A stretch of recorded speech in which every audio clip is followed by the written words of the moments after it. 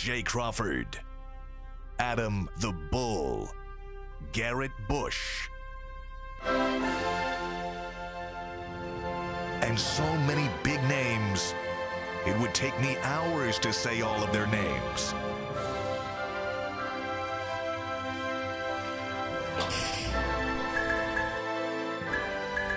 The ultimate Cleveland sports show. Booyah! And we are here. There's two names on the theme song that are not here, but we have upgrades for you. Not me, but we have Jason Lloyd filling in where Adam the Bull usually sits. That's an obvious upgrade. We have G. Bush where G. Bush is, and you call me Mini Jay Crawford today. Instead of being between Skip and Stephen A., I'm on the left of Jason and G. Bush, and I'm sure we will get into some spirited debates. We got a big show, packed filled, and that's thanks to our producer today, Earl the Pearl. Earl, how you doing, boss? I'm great, brother. How you? Doing good. Always fun to be out here. Glad to see you and Anthony. Earl the Pearl is in the building, a.k.a. the third member of Harlem Heat. He's here. Well, real quick, before we get into what's coming up today, our topics, our guests, I want to tease overtime today because it's a special overtime. We have overtimes sometimes that are really good. We have some that we just kind of throw together last minute because it is the nature of the beast. But today, we need your help. I'm looking at you. No, not them. I'm looking at you specifically. We got McNuggets, we got Pearl, and we got Anthony. One of those three is not alike. And we need your help coming up with a nickname for Anthony. So we are putting the brilliant minds of the UCSS viewers to work, the members especially. We need your help coming up with a nickname for Anthony. So that will be coming up in overtime today. If you're not a member, make sure you become a member so you can participate in that conversation. We need your help because Anthony simply isn't cutting it. Initial thoughts real quick. Any first off the dome ideas for a nickname? You know what dawned on me was, it was like crazy. You said Pearl, man. I was like, man, that's the same that was one of the Golden Girls, wasn't it? Like, it was like, yo, like, that's fire. But the thing, Earl got like 90 nicknames. Like, he got, like, all depends on which side of town you go to. Like, if you hear, like, over on the east side, he's Thuggalicious. Like, but Anthony, we gotta get you something. You got a government name. You be walking around here all regular. Like, come on, bro. Like, listen. And do you use clippers on your face? Do you use? I think you line yourself up a little bit. Do you use clippers? I did get a haircut last weekend. Yes. So there are clippers on your beard. Oh yeah, that too. See, look, so okay, we got to get you something, bro. You got to get you something. We got to figure this out. Yeah, we have something in the works here that we haven't even pitched to our RDP yet, Steve. But we can't pitch it till we have the name down. So, okay. Steve, this is coming, but we need a nickname for Anthony. Funny thing, though, because, like, take you behind the glass a little bit, you know, when we do the social clips, and we tag who said what, you know what I always tag, Jason? It's J-Lo. J-Lo, yeah, every trip. He is the J-Lo. That's There's J-Lo. If you ask 100 people, who's J-Lo? 98 are saying Jason. Oh, yeah, of course. Yeah. Like, did you accept that or did you fight against that? No, I accept it. I think it's cool. Yeah, you accepted it, right? Yeah, you was like, all right, let me tell you. Because sometimes people be like, no, I'm not, you're not going to get me with that. You're not going to get me with that. You're going to, like, that's like calling myself Ice Spice. You can't call your name after another, like, that don't work. But J-Lo is cool. Well, I mean, let me ask this. Has any other J-Lo ever broken a major news story? I don't think so. No. Has any other J-Lo ever been the first to report that Donovan Mitchell might want to go to New York? Nope. Talk that talk, George. I don't think so. Has another J-Lo ever had their kids' Little League pitch a no-hitter? 4 pitchers combined for a no-hitter. So I'm just saying, when you look at those hand-selected statistics, there's one J-Lo and there's everyone else. Who's got a better ass?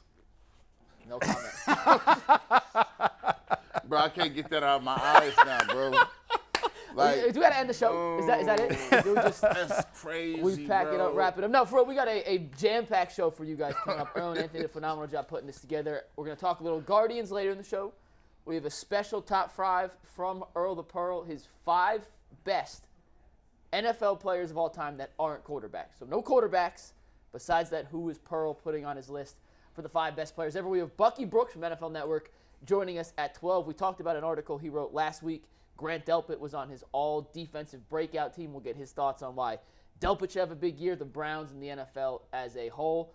We're going to rename Brown Stadium. We're going to talk about whether or not this could be Nick Chubb, Wyatt Teller, or DPJ's final season in Cleveland. But we start with our favorite thing to do in the summer, get mad about PFF rankings, or for the rare instance, agree with them. Earl, what are we agreeing with or disagreeing with today? All right, so we was putting some show content together yesterday. PFF have released another ranking that we're going to argue about, and this one is specified the best defensive player per position in the AFC. Steve, you can take tag board 4, and they named Myles Garrett the best edge rusher in the AFC. So just to throw some names out there, I threw T.J. Watt out there, Joey Bosa. I'm pretty sure some others that I didn't think about. Like, definitively, is Myles Garrett the best edge rusher in the AFC? Jason, you're up first. Yes. Garrett? No. Right. I was like, I will say, but so we might as well just go all in. When I saw the comment, I said, well, PFF already had him rated like 90. 92.5. 92.5. I think Micah Parsons is second, correct? Correct. They already got him there. So if he was already doing that, the next question is, are there any other positions or any other players that are higher than his 92 overall at other positions? Because not only am I saying that Myles Garrett might be the best edge rusher in the AFC, that's definitive. He's probably the best edge rusher in the entire league. That's pretty much definitive too. He might be the best defensive player in the AFC, period. Not just the edge rusher. He might be the best defensive player overall in the AFC. In the NFC, I'm not sure, but he's either one or two defender in the league. So when I look at it, and here's the shame about it. The shame about it is this: he could get better. Yeah. Like he could have better numbers. He could be more impactful. He can be dominant and dominate. Remember, there was a time where Myles Garrett was just really hitting quarterbacks and just laying on them. Like he would hit the quarterback. And like Myles Garrett is getting too many penalties. I think that was around 2017. I remember him just landing on quarterbacks. Now you see it where Myles Garrett is not getting those levels of penalties, but I would rather see him actually be more aggressive. I've always said, I've been on record saying he should be more dominant against the run. I like to see more tackles for loss. I like to see him in the backfield penetrating more. However, Greg Newsome did say something about Jim Schwartz's defense. He said the way he has our guys up front just attacking is way different from what we see. So I think we talk about Deshaun Watson, and I've been very bullish on Deshaun Watson and what he's going to do. I think Nick Chubb's going to have a great year. But I think Myles Garrett, this may be the perfect time. If he's ever going to win Defensive Player of the Year, he can do it this year. And if there's ever going to be a time, he might want to get it done this year. Yeah, so when Earl sent us the topic, the question was, is Myles Garrett definitively the best edge rusher in the AFC? I'll hold off the NFC guys because I didn't do the dive on that. But we all know the saying, men lie, women lie, numbers don't. So with that, I did what I do. I got numbers to prove that Myles Garrett's definitively the best edge rusher in the AFC heading into next season. You could go at the career stats, you go all the way back you want, but I'm looking at last year, what players did, and how that projects to 2023. And the other guy in the conversation for best edge rusher in the AFC, Joey Bosa is good, but I think it's Myles Garrett and T.J. Watt. I think that's 1A and 1B, 1 and 2. Myles Garrett, as I will prove, is definitively 1A. Last season, Myles Garrett, 16 sacks in 16 games, despite facing the most double teams in the league. That's 1 sack per game, right? Mm-hmm. T.J. Watt had 5.5 sacks in 10 games. That is 0.6 sacks per game. When you look at QB hits, QB hurries, and total pressures, Myles Garrett averaged 1.63 per game in totality. T.J. Watt, he averaged 1.2. Edge, Myles Garrett. You look at their overall grades in PFF. Pass rushing grade, Myles Garrett, number 1. T.J. Watt, number 19. Overall grade, Myles Garrett, number 1. T.J. Watt, number 34. So, definitively, based on the numbers, Myles Garrett is better than T.J. Watt based on the statistical portion moving forward. Now, we always hear the argument when you look at the numbers because it's hard to argue numbers, right? They're facts. That's what happened. People say the eye test. Well, Myles Garrett disappears. T.J. Watt makes more plays in big moments. You could debunk that depending on what stat you want to fit your own narrative. Mm-hmm. And I can't tell you your eyes are wrong. Like, what you see is your own opinion. I can tell you I see something different, and we may disagree on what we're seeing. But the reality of the fact is they play a similar position where 9 out of 10 times their main goal is to get to the quarterback. Mm-hmm. And Myles Garrett is more efficient and effective at getting to the opposing team's quarterback than any other player in the AFC. And I'm going to guess than any other player in the NFL. Micah Parsons, the one guy, I don't have his exact numbers. He's the one guy I might say does it at a more efficient rate, but I don't have the numbers to back it up. So based on the question or last, definitively, yeah, I think he's definitively the best edge rusher in the AFC. I also think he's got to this point, obviously this year could be different, he has the least amount around him compared to some of those other guys. When you look at what T.J. Watt has next to him and Cam Hayward's really sort of an anchor to that defense on the defensive line, and those guys I think really sort of help feed off each other. Just physical, pure grit, strength, talent, ability. Nobody bends like Myles. Nobody's as strong as Myles. It's Myles. Now, having said that, I do think there's another gear in there, and we've talked about that. He's got to find it, and I think this is the system for him to find it. If he's ever going to get there, this is the year and this is the system, I think, with the help that they have around him now with the Jim Schwartz style. Part of the reason that they chose Jim Schwartz to run this defense was they felt like it was the best fit for Myles Garrett, and Myles Garrett to sort of unleash him and make sure that he can reach his full potential. So if he's ever going to get there, this is the year it's going to happen. Why does it seem like there's a little bit of a love-hate relationship with Myles Garrett?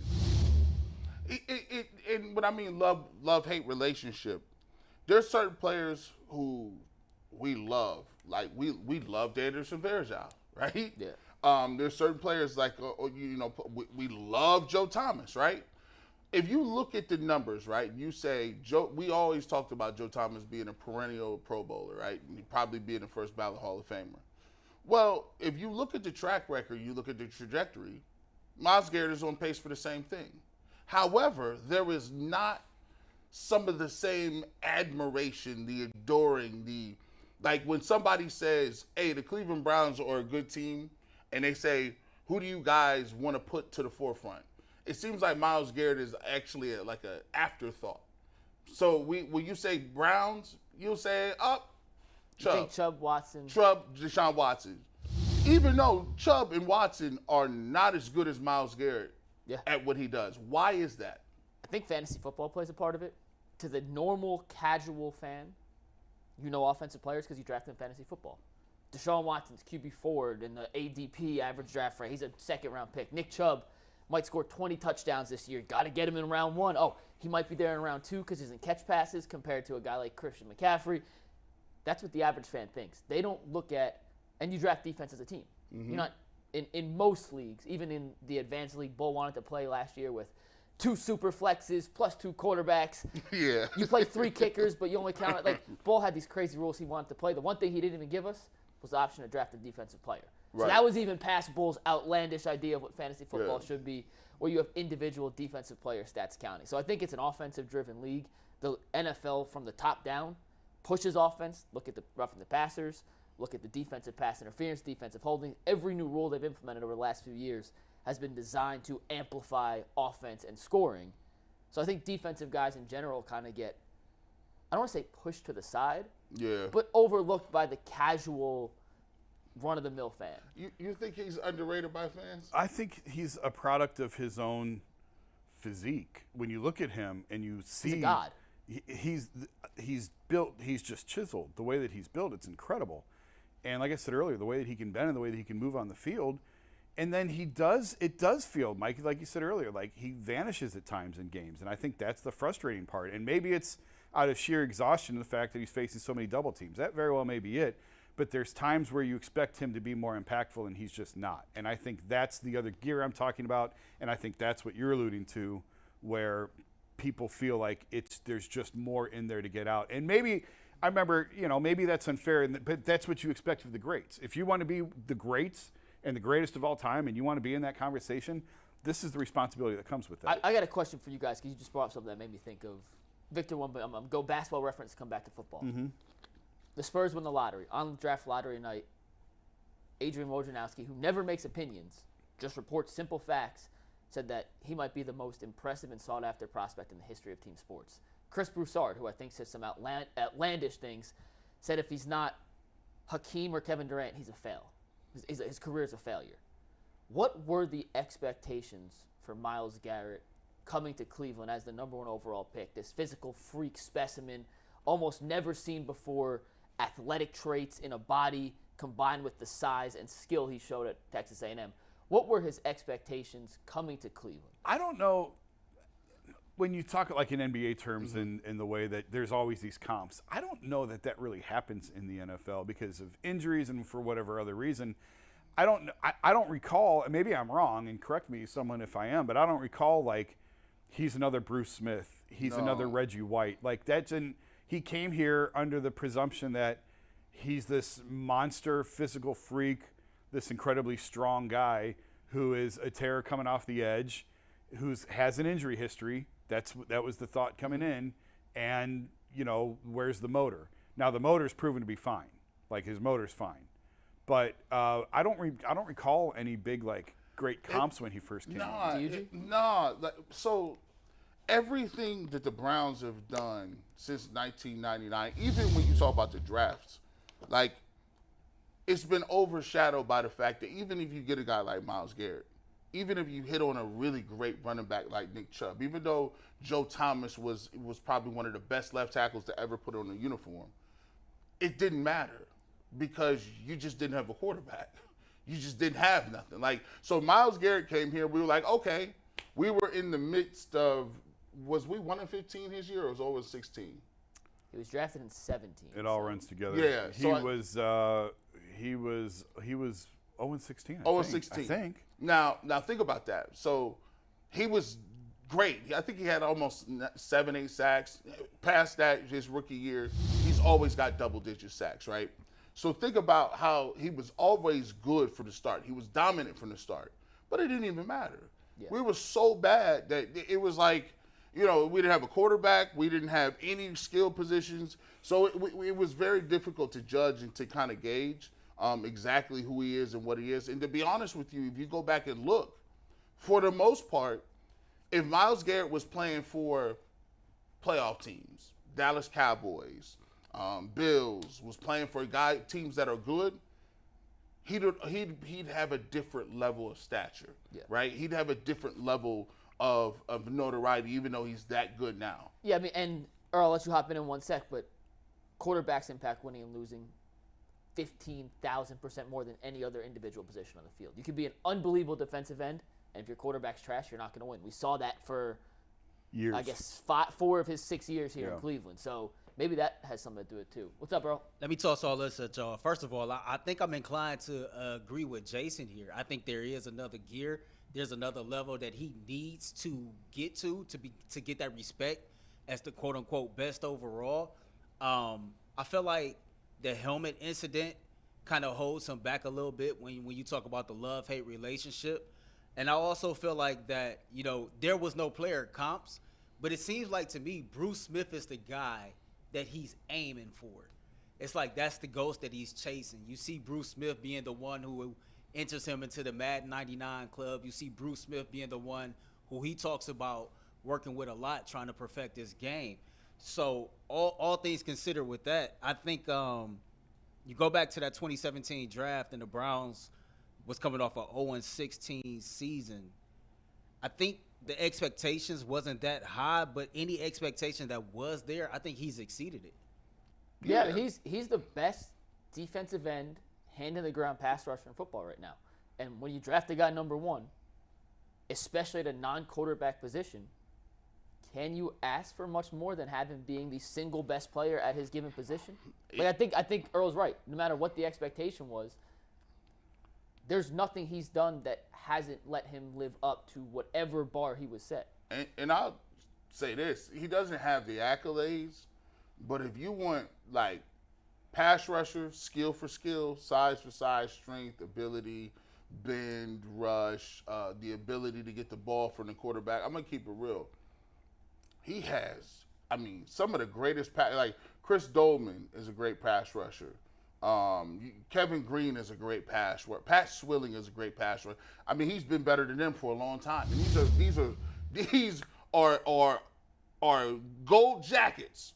They got the gold jackets. And when you say Bruce Smith, to me, Bruce Smith is a longevity guy. He played a lot of years for a lot of people, and he did it at a high level. But when you compare Bruce Smith and Michael Strahan, Myles Garrett is he's like a better prospect. He just has to have the hardware. He has to do it longer. And I think that's the only thing holding him back. If you look at Aaron Donald, the reason why Aaron Donald, some could consider as the best defensive tackle of all time, is just because when you look at those times where they needed to play in the Super Bowl and Aaron Donald gets a sack, that just cements you, bro. And Myles hasn't had as many none of them. He hasn't had as many opportunities either. Right. The team hasn't been very good. And I was just curious. I looked at Michael Strahan's sack record the year that happened. Now, the Giants went to the Super Bowl that year. But he also had 18.5 sacks 2 years later in 2003. Mm-hmm. They were 4-12. Yeah. So just because you have a lot of sacks doesn't mean your team's good. A lot of times when you have sacks, it means the other team's throwing the ball 50, 60 times, and you're getting a ton of pass rush opportunities. So sacks does not correlate to wins in the same way quarterbacks and touchdowns, yards, completion percentage, EPA on certain plays, dropbacks, as much as that position and those stats correlate to winning. And a lot of times, Jason, it's like you gotta have a winning year. Like go back and look at when they hand out the MVPs and stuff. Yeah. If you win 10, 11, 12, 13 games, I guarantee you go look at those teams who win 13 games, 12 games, end up with a first round bye. They got Coach of the Year candidates, MVP, Offensive Player of the Year, all those guys. Mm-hmm. So it's kind of difficult. We really do minimize the ability for people to win awards if you're not playing on a good team. Well, I think that's the way it should be because your plays are impacting winning. Yeah. And, I mean, you pointed out you can have a ton of sacks and still not win, but you're generally going to gravitate to the teams that are having the most success, and that's where you're going to look at for postseason awards. I'm going to ask you guys a question. Earl, I'm throwing this. We didn't plan for this, but this is Myles Garrett related. I'm going to throw a number out. You tell me if Myles Garrett has that many sacks to end 2023, successful season or disappointing? And we'll just keep going up. You guys ready? Yeah. 12 sacks. Successful or disappointing? Disappointing. That's disappointing, bro. Now, for context, 99% of the league has 12 sacks. It's a career year. They're getting their biggest paycheck ever after. Now, Zadarius Smith has 12 sacks. Point in case. Yeah. But this is the standard we hold Myles to. And so far throughout his career, he's exceeded those standards. So, Earl, you said disappointing too? Yeah, that'd be a disappointment. All right, 13. Disappointing. Yeah. Disappointing. 14. Keep going. I'll keep going. Y'all tell me when to stop. 15. 16? I'll take 16 because 16 is you play 16 games, you get a sack a game, okay, I guess. I need more. I was going to say 17. Give me 17. 17 games, 17 sacks. Now, listen. Are these strip sacks? No, just sacks in general. Just sacks in general. I'm cool with.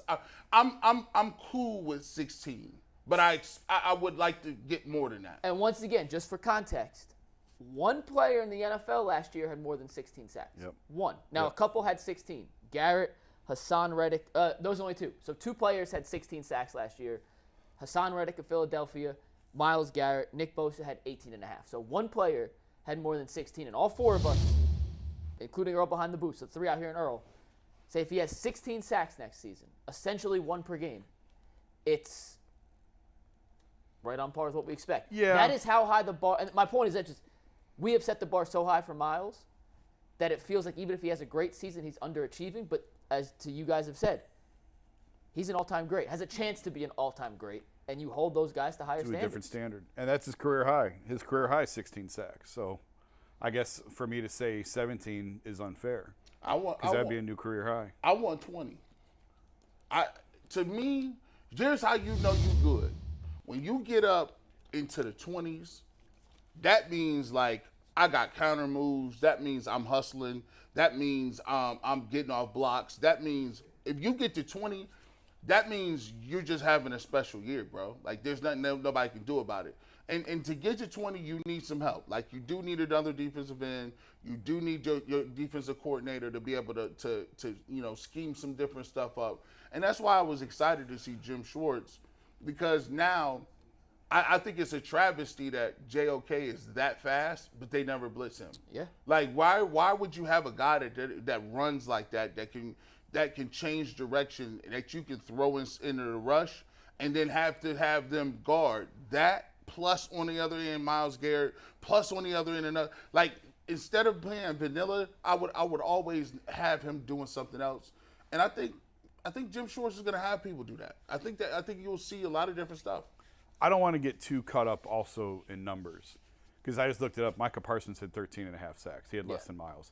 But it feels like his sacks were more impactful or came at bigger moments. I would take 13 or 14 sacks from Myles with a big strip sack in the fourth quarter. Oh, yeah. When the game's on. You know what I mean? Yeah. So I think and that's where I think some of what we feel like has been missing. He's provided some of those, but it feels like there's more opportunities there. And I'll trade pure empty numbers. I'll trade a first quarter sack for a fourth quarter turnover. And remember, you can feel it. Like when you get to J.J. Watt.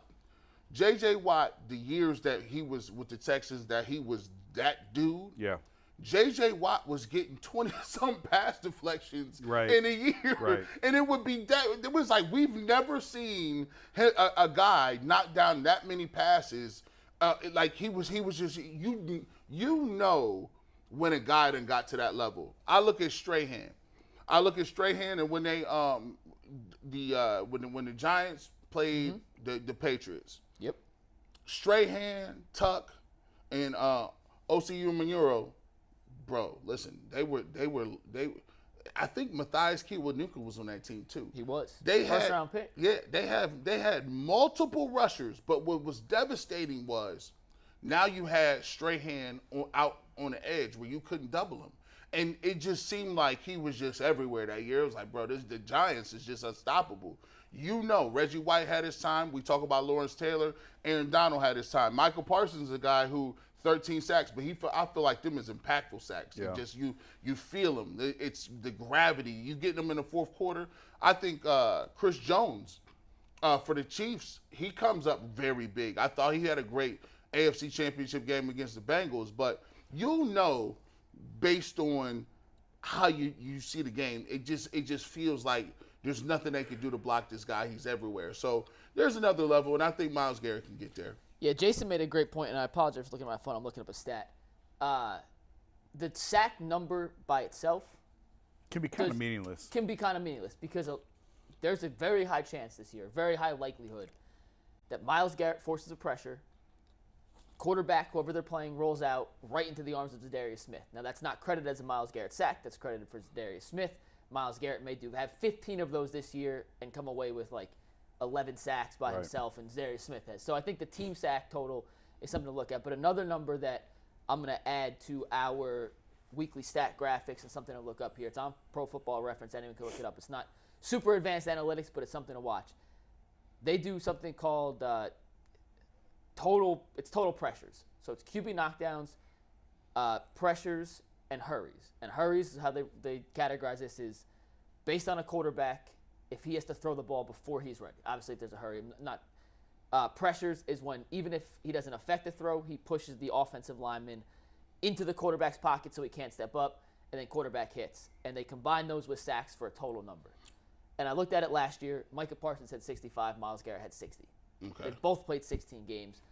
Top two numbers in the league. Joey Bosa was right beneath them at 59. That's a good stat to look at, the total impact of a pass rusher to have. So that conversation we just had is going to make our stat graphics better for the upcoming season, or I'll show you all where to find those stats. But at the end of the day, whether it's 12 sacks, 14 sacks, 16 sacks, I sat in your chair 2 weeks ago and said I think there's a chance he could break the single-season sack record this year based on the other guys on the defensive line, Jim Schwartz, and how good I think Myles Garrett is. But I want to see that total combination of hits, sacks, hurries, and deflections in between that 65 to 75 range. That'll be an elite all-pro caliber season from one Myles Garrett. Before you go, G, what's up, bro? So before we shift gears here to put a bow on this, as I'm hearing this conversation take place, I think for me, if Myles Garrett had 13 sacks and let's say he added on 20 more pressures, but 4 or 5 other defensive linemen had about 10 sacks this year, I'll take that over a 20-sack season or Myles Garrett breaking the sack record. A topic for another time is we talk about, because we always get in the trade machine over here, and we always talk about what it will take to get some, what it'll take to get this person, that person. one of the topics is I want to know, besides the quarterbacks, what position player would bring you back the biggest haul?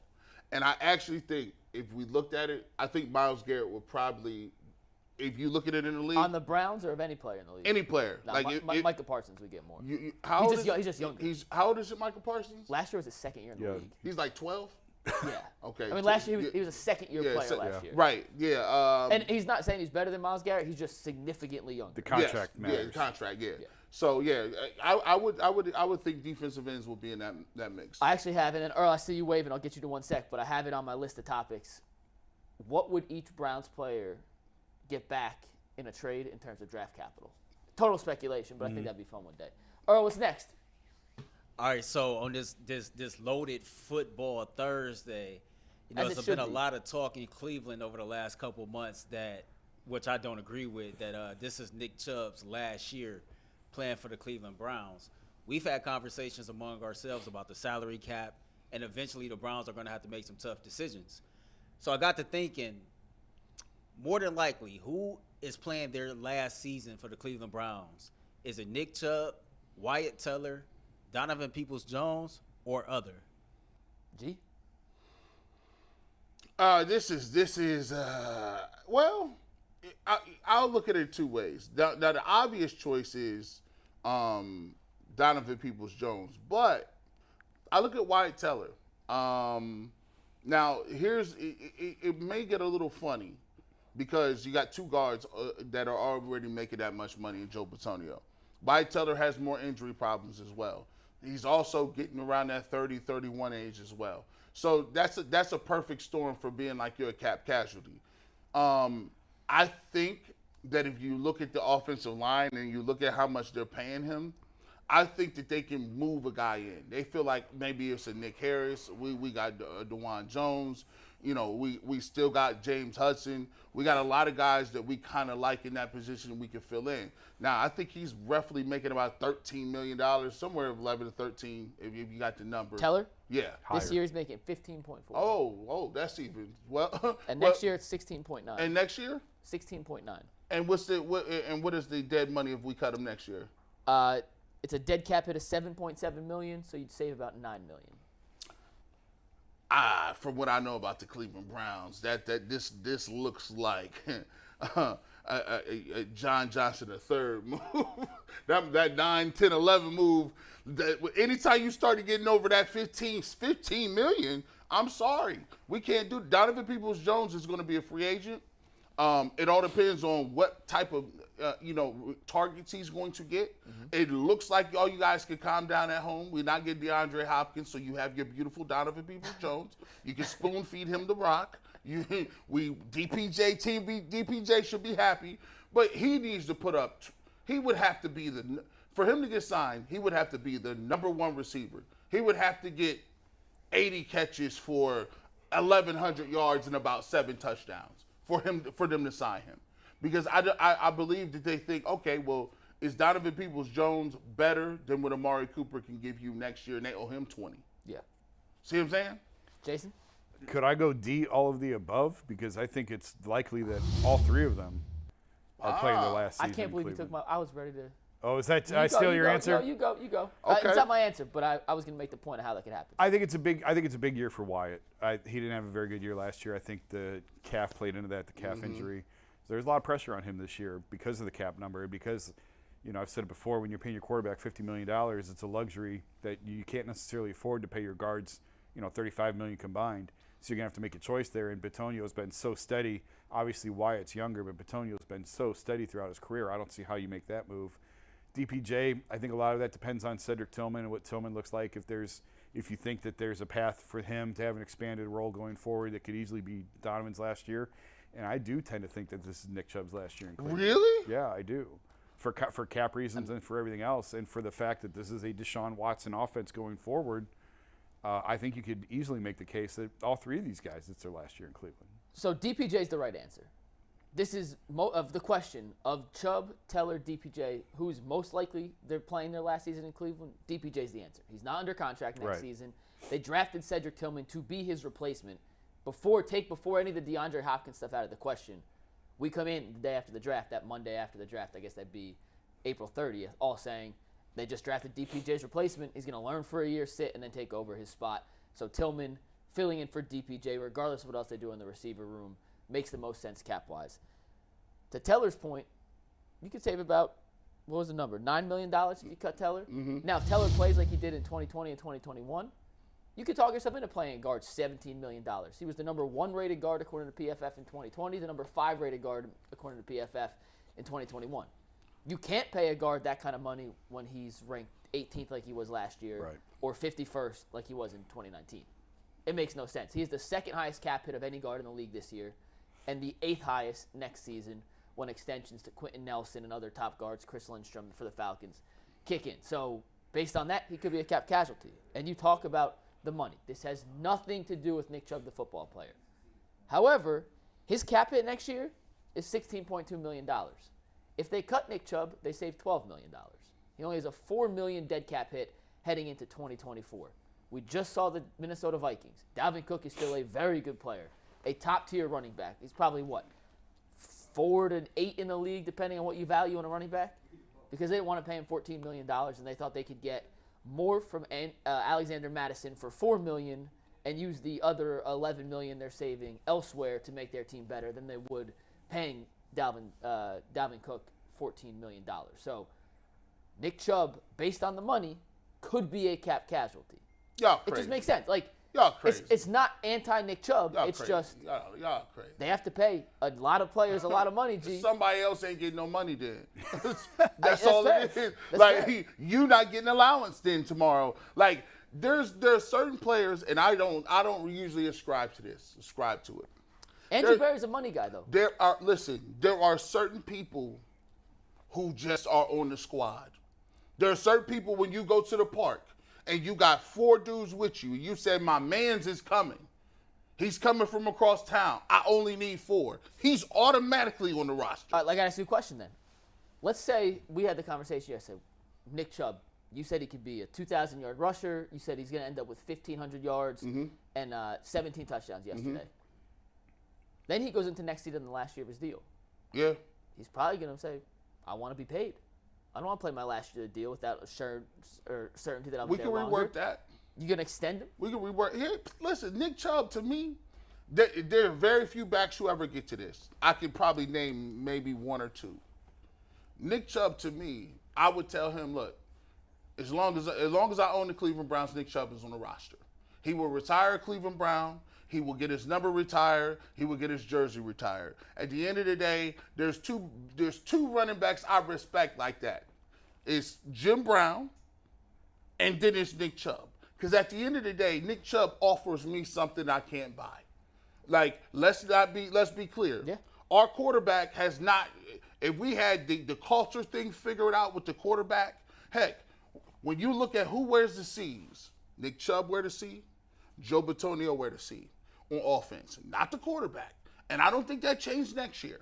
It might. Stefanski been saying that Deshaun Watson's showing leadership, and great, we're going to move along. But at the end of the day, I'm saying this. I'll find the money somewhere, and if you telling me Nick Chubb won't take a deal, he won't do what Jose Ramirez did to stay in Cleveland, I guarantee it. That's why when you come to the Guardians and people talk about it, no, Jose is off the charts. We didn't touch him. No, he's not going nowhere. I feel the same way about Nick Chubb.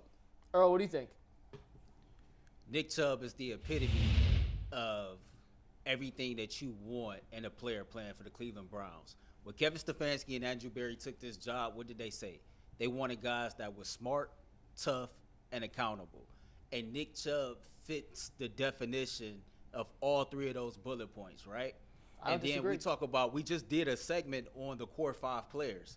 Nick Chubb was on that list. When I look at Nick Chubb, I think about the things that he impact off the football field. I think about his presence in the locker room. I think about his energy around his teammates. I think about just all the camaraderie and all the chemistry and everything that he embodies with the city of Cleveland.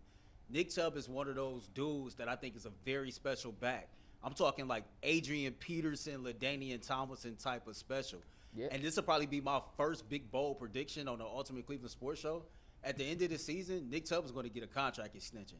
He's not going anywhere.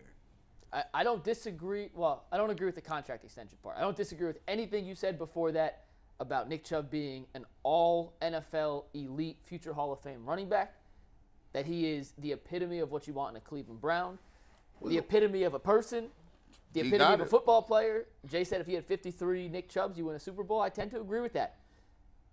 I just don't know if Andrew Berry does when it comes with the $16 million price tag. What type of message is it sending if you cut Nick Chubb because of his salary number? Like, what type of message is that overall sending out to the fan base or sending to the rest of the players in the locker room if everything comes down to somebody's salary cap number? Never mind the other ways that they can have an impact on the football team. They already know. Yeah. It's a business. Like, they already know. We've seen this with other teams. This is a very analytically run team, front office franchise. And I think that they're going to look at the value versus the money versus the production you can get from somebody else. And when you're looking, I agree with everything you guys have said about Nick in terms of what he means to the franchise, to the city, everything. He does everything the right way. He's everything you want. But when you're sitting there crunching numbers and you're looking at the lines and you're looking at what makes sense and what doesn't, when you're paying your quarterback $50 million, you got to give. And I think that's one of the things I just think that's one of the things it's going to give. Now, if Jerome Ford is an absolute flop this year, maybe we have a different conversation. If they bring in a veteran back who busts this year, whatever. But the way it's trending, I absolutely think it's a possibility that this is his last year. Yeah, Jason made a really good point. Having this conversation today in June before the season plays out is pure speculation. If Ford's terrible, if they don't have a running game, if Nick Chubb comes out and has a 3,000-yard season, he's not getting cut. But just based on the conversation and the information we have today on June 15th. Hey, bro, if you thought – I talked to Bernie. And Bernie was talking about how, when Bill Belichick cut Bernie Kosar, he talked about people coming up to him tripping, like they had lost their kids, right? Yeah. I'm going to let you know right now, if the Browns cut Nick Chubb, people would flip out. People would flip. Yeah. Just for the record, Bill was right on Bernie. He was right. But here's the thing. But Nick Chubb. It wasn't popular, but he was right. But Nick Chubb ain't Bernie Kosar, though. But, Nick Chubb is probably the best back in the league. Okay, but Bernie was he's god in Cleveland. He is. He had a higher status than where Nick Chubb is now. Yes. Far higher. Yeah, but I'm telling you, they will lose it. You got to think about it. When let's take it to the Indians. When Albert Bell left, and then I think was Tommy the last one, or did Manny leave before Tommy? Manny and then Tommy. So when Albert Bell left and then Manny left, there was people that I can't do this. The only thing that's keeping me around here is Jim. And when Jim Tomey left, we ain't been the same since. We couldn't get right since then. But I look at it like this: you got Chubb and you got Batonio.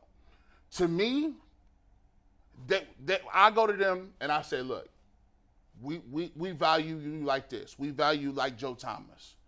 We're gonna do everything we can to keep you in a reasonable number. Do you want to retire here? At least give them the option. Yeah, give them the option. And you mentioned football and Parcells and this. To Jason's point, it's a business. Bill Belichick has made some of the smartest moves in that realm of thinking and some of the dumbest. They let Tom Brady leave, and that was a bad decision. Brady has been way more successful in Tampa Bay. I think that was more Tom than Bill. But G's point, I'm not letting him leave. I'm not letting Nick Chubb leave the building with that extension. Tom probably wanted to go because he wanted to prove he could win on his own. Tom Brady, the winningest quarterback of all time, left the team he was with for 20 years. So let's not pretend that these guys can't go to other teams. And he did it earlier in his career. Ty Law, he traded Richard Seymour to the Raiders, and those moves all worked out. The Brady one backfired, but it's a business. But I don't know, maybe I'm emotional. I think both of you guys, I think Earl and G are talking with your heart and your emotions on this, and not with the analytically driven brain of the Browns. And first, if the Browns have the type of season that we all think they're capable of having, moving on from Nick would be received a lot differently. If they make a deep playoff run, and you're going to have a little bit more trust in what they're doing, a little bit more faith in what they're doing. If Jerome Ford shows something, you're going to have a little bit more faith in this. Now, if the whole thing unravels and they Oh, get yeah, 6-11, it's a different, It was it's a different 5. story. Yeah, 5 and 17. That's why having this and it's a great topic, girl.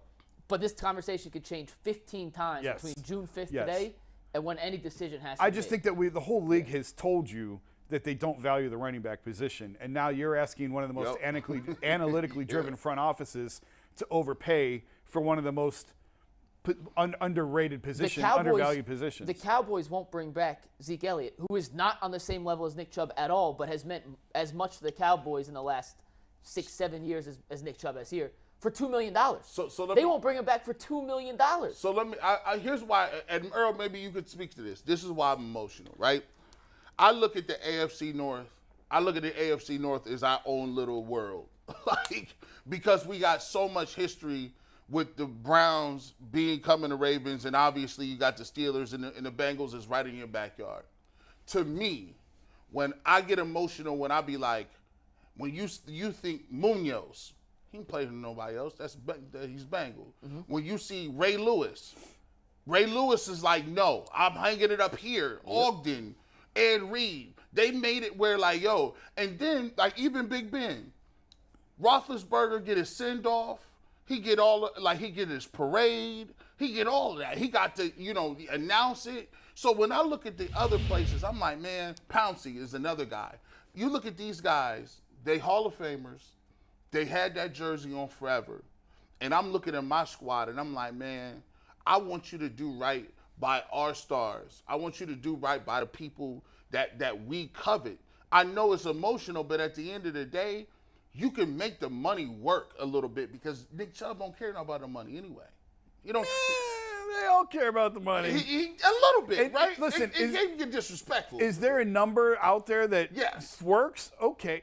I mean, he's going to have to swallow a lot of value, which he's done once, but I don't know if he's I don't know. We want the Jose Ramirez deal. That's what we. That's a totally different. That's a totally different. To G's point, if he's willing to take the Jose Ramirez deal, he ain't leaving Cleveland. Sure. Right. But if he wants to reset the running back market, his $16.2 million cap hit next year would be second in the league behind Derrick Henry. And they keeping Derrick Henry. They won't trade him yet. I'm like, look, as long as Derrick Henry here, Nick Chubb can't go nowhere. Now, when they get rid of Derrick, suck, yeah. Right. Now, when they go 4 and something, Derrick Henry will be playing linebacker. They're paying 2 rookie quarterbacks. I think when you look at the value of 15 carries, whatever it is, divided by the amount of money you're paying him versus what you could get on a different contract for those 15 carries, I think it's probably. Why do you think I've been arguing for the 20 carries for It's all the long game by G. It's all the long game. And listen, I do not blame anybody at all. G, Earl, anybody watching that's like, there's no way Nick Chubb will ever not be right. We're not I do not blame you guys at all. Nobody's saying get rid of Nick Chubb. Nobody's saying that. It's just at some point, if decisions based on money have to be made, when Tegna says, hey, UCSS, you got to cut your budget, someone's not going to be here. We don't got a choice. Someone's got to go. So they've never done that to us, but I'm just saying, theoretically speaking, at some point when they say you only have this much money to spend and you have this many people, someone isn't fitting in that equation. Right. Earl, what's up? All right, so it's definitely, I am being emotional. Jason is right about that, but I do think there is I like emotional Pearl, by the way. I think there's a human element to this as well, right? I just think that the Haslams view Nick Chubb, the person, a little different than they might do every other player on his team. And I think they care about Nick Chubb, the person. But I understand the business side of it that, hey, sometimes you got to make the money work. And how I will make the money work, Wyatt Teller got to go. You got a lot of offensive linemen.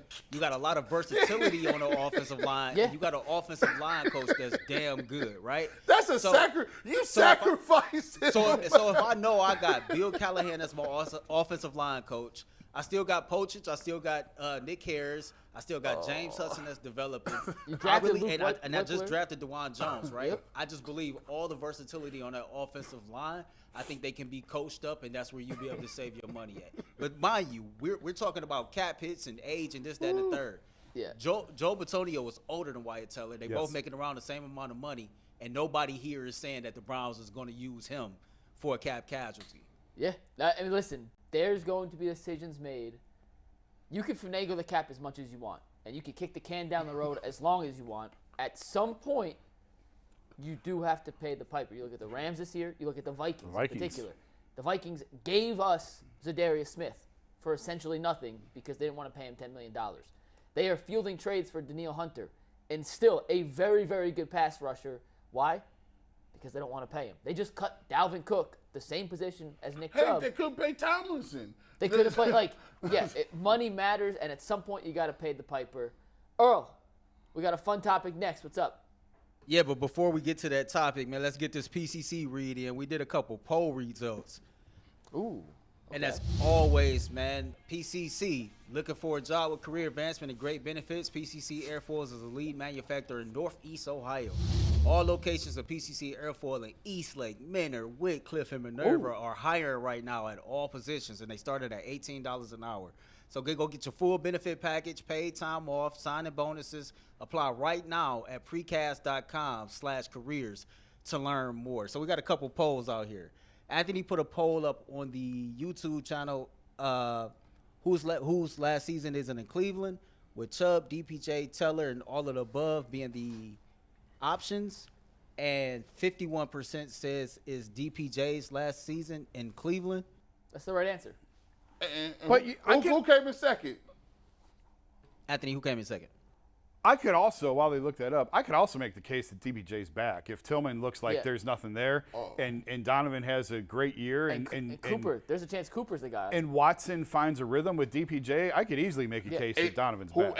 This is on the boat. Whoever Deshaun Watson start throwing the ball to, like he's here. Yeah. It was Teller coming in second at 33%. And then Chubb last. Yeah, I would have guessed that's how the fan poll would go. Next topic. All right, so next up, this is something that we talk about privately in our group chat. We all know First Energy Stadium is no more. It's back to the Cleveland Browns Stadium, but we just got finished talking about analytics, money, and business. I think we all agree that it's not going to be Cleveland Browns Stadium often.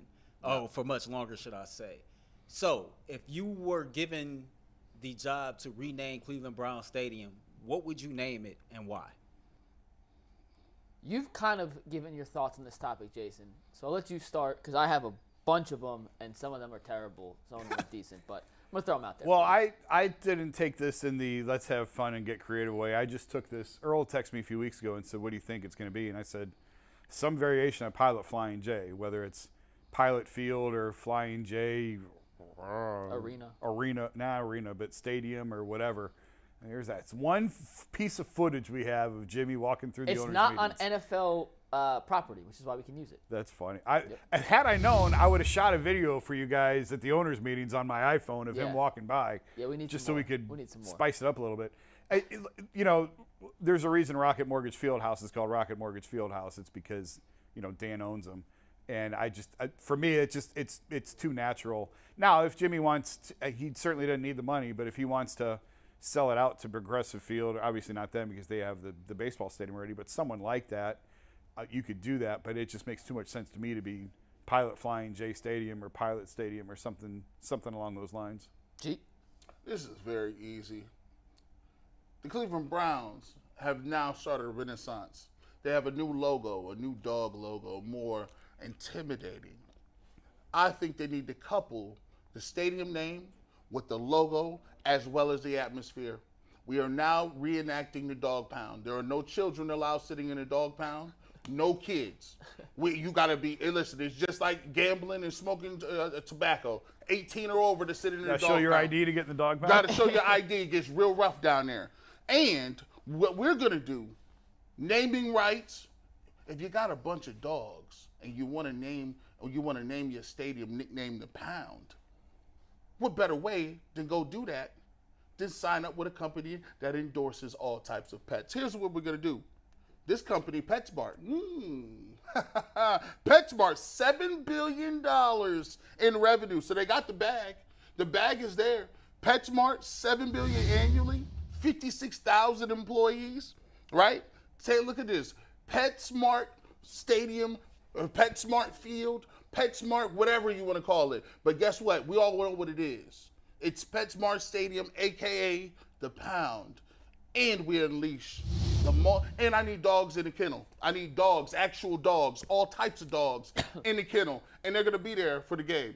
Not only going to be there for the game, but what you're going to do is you're going to be able to adopt one of those dogs after the games. Every touchdown score. Every touchdown, They give a free you get a dog. dog. You get a chance to adopt a They dog. do that at training camp. They should bring that right back to the stadium. People would love it.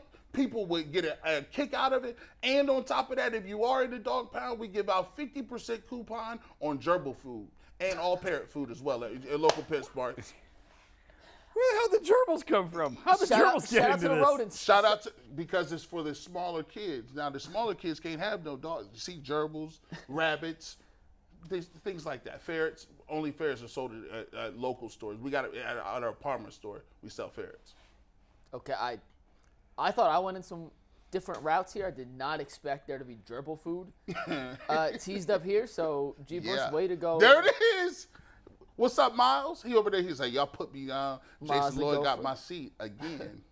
All right, so I came with a couple. Couple serious, couple not so serious. First, and this one is what I would like to see. This is my, if I could choose anything and it would happen, I would like to see it be called Jim Brown Stadium. Yeah. Just plain and simple.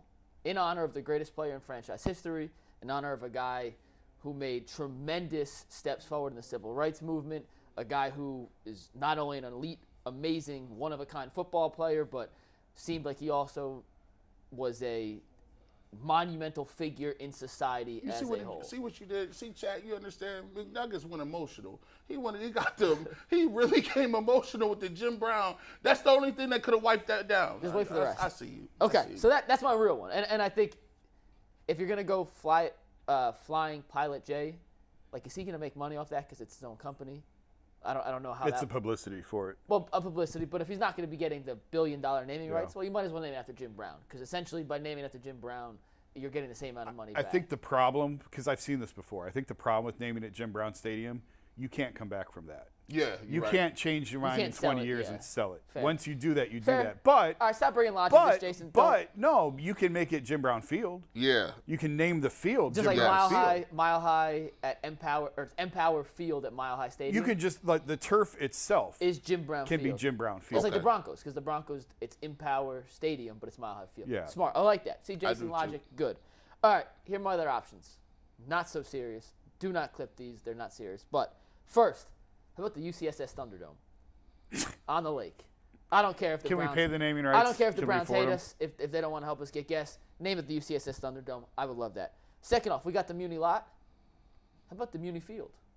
The Muni Stadium. Let's just turn it into one giant party. I want It's I what want it the Muni was. lot to walk right into the stadium. No changes. The no old rules. stadium was Cleveland Municipal Stadium. That Yeah, I was know. the old I'm just running stadium. back. Yeah. Run it back. It was a good name. How about the Haslam's Palace? They're gonna pay Haslam's for Palace? it. The Haslam's Palace. Just tribute to him. Statues of Jimmy and D as you walk in. Giant, colossal stadiums. And then last but not least, Pittsburgh had Heinz Field for a while, right? They just sold their naming rights. It was Heinz Field. I don't like ketchup. What's better than ketchup? Mustard. What's Cleveland known for? Stadium mustard. Stadium Mustard Field. There you go. Boom. Bartman's done. Name it. End of story. No comment. Left him speechless. Earl's laughing. I heard Anthony chirp. What's up? Say it to my face, Earl. It's just these is crazy. I was laughing at Steve though. You know Sam Rutigliano. Of course, yeah. My boy Sammy. Rutigi. Sammy R. Huh? How can I forget Sammy R? Sam Sam, Rudigly. I can't remember what you said that day. That was I said hilarious. exactly what it was. Breaking news, McNuggets. They loved your stadium rights name so much that they decided to gift 5 memberships. Cody Clark, we appreciate you. He has gifted 5 Ultimate Cleveland Sports Show memberships. We appreciate you out there. And I believe Black Play Games gifted 5 yesterday. So shout out to Black Play we don't Games, forget too. nobody. We don't forget I nobody. used to thought his Shout- name was Black Playground for so long. I'm serious. When we do the Cavs post-game shows, because he's a Knicks fan, he was Right. in there every day. And I think I called him out one day, and I was like, oh, this is And he this was super roasting chats us from too. Yeah, he was a Knicks fan. He had every right to talk his talk. Do you know I was in the comment section because I don't have nothing better to do with my life and I'll be just looking through on TV.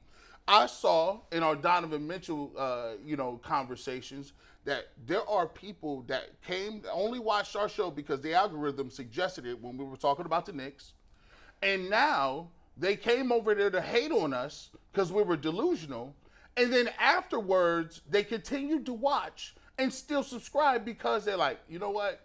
We're from New York, but I kind of like this little show from Cleveland. They stayed and subscribed. Shout out to New York. So I'm from Jersey, obviously, right? And my friends, a bunch of them are Knicks fans. And when they were having the series, a Knick blog, and I can't remember the name of this, and I'm so sorry. Kudos to you guys. They took our segment, our Cavs, Knicks, whatever we thought that day, played it, watched it, then reacted to our segment. And was like, oh, that's a good point by Jason. That's a terrible point by G. Good point.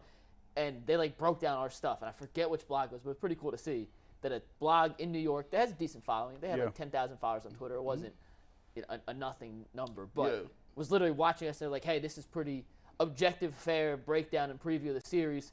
We don't get that in New York because everyone's pro-New York. Most Cleveland things are super pro-Cleveland. And we were pretty. I mean, we all were wrong except Jay because we picked the Cavs to win. I picked them in 5. Bad job out of me. But I think we did a pretty good job breaking that series down. Yeah, it worked. We're haters. I've been a hater for 20 years. I've heard it all. Before we continue this conversation, it's now the noon hour, and the It noon hour of the Ultimate Cleveland Sports Show is brought to you by Call It Companies Championships. See your favorite golf legends play in the Call It Companies Championships July 12th through the 16th. It's going to be at the famous Firestone Country Club. It's fun, family-friendly events all weekend long, everybody, featuring a new fan zone experience, free attendance for the kids, and concerts every night. There's something for everyone. Learn more at callitgolf.com. My man, Ant Can't Spell a Nelly. You're giving it away? You're giving it away. Look, real quick, though, real quick. Spelly. Talking about haters, I hope the nickname suggestions are better than your stadium suggestions, Mike. All right, Hash Brown. So we still waiting on Bucky Brooks from NFL.com to join us. But Jason knows this. I think you all know this. For me, it's Sherwin-Williams Field. Yeah. I just think that Sherwin-Williams is a staple in the city of Cleveland. Everybody see the new headquarters that's being built at Public Square, so clearly they're going to be here for a long time. And I think that when you think of Cleveland staples, you think of the Browns, you think of companies like Sherwin-Williams. I think it'd be a perfect marriage. It's not bad. Of the companies that would be in the bidding, I don't know that they are quite big enough. I guess maybe they are to be able to write that size of a check. You know, I thought of the Cleveland Clinic, but University Hospitals is a partner to the Browns, and the clinic is tied in more to the Cavs. So I don't know that they would cross allegiance, and I don't know University Hospitals wants its naming on. I don't know, but that would be another one. But Pilot Flying J just makes too much sense to me. Yeah, I mean, the new building downtown of Sherwin-Williams is going up fast, and that thing's giant. Yeah. And it looks like it's going to be really, really, really nice. A lot of people be buying paint like that. Apparently so. And Yeah. we need more.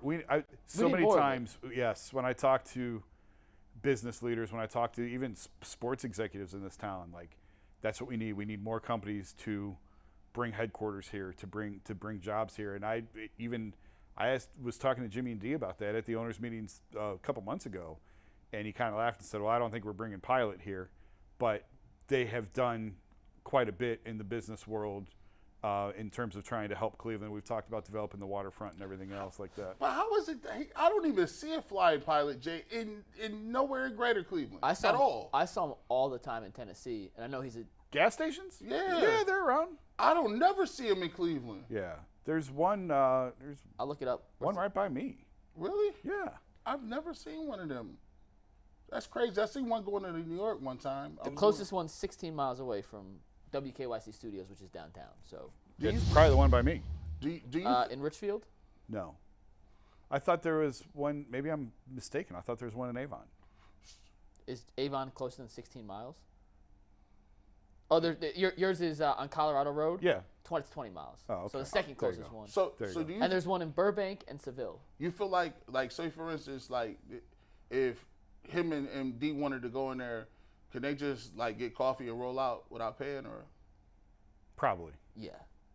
They don't ever pay for gas. can they just pull up in the pump and just get it off? Like, how does that work? Do I they don't gotta know. tell the guy? I don't know. I'll have to ask him. Ask him next time. Like, if you want to roll up, like if you rolled up, like. When's the last time you paid for gas? I think the that- last thing Jimmy Haslam's worrying about is paying $45 to fill up his car with gas. That dude's got a lot bigger issues to worry about than $45 on gas. He's got a new stadium. He's got his investment with the Bucks now and what to do with Giannis. Messi to the MLS, Columbus Crew money coming in bunches. So I think $45, he'll be all right. Anytime you own a natural resource, like if you own gas, oil, electric, or any hydropower, you're filthy rich. Yeah.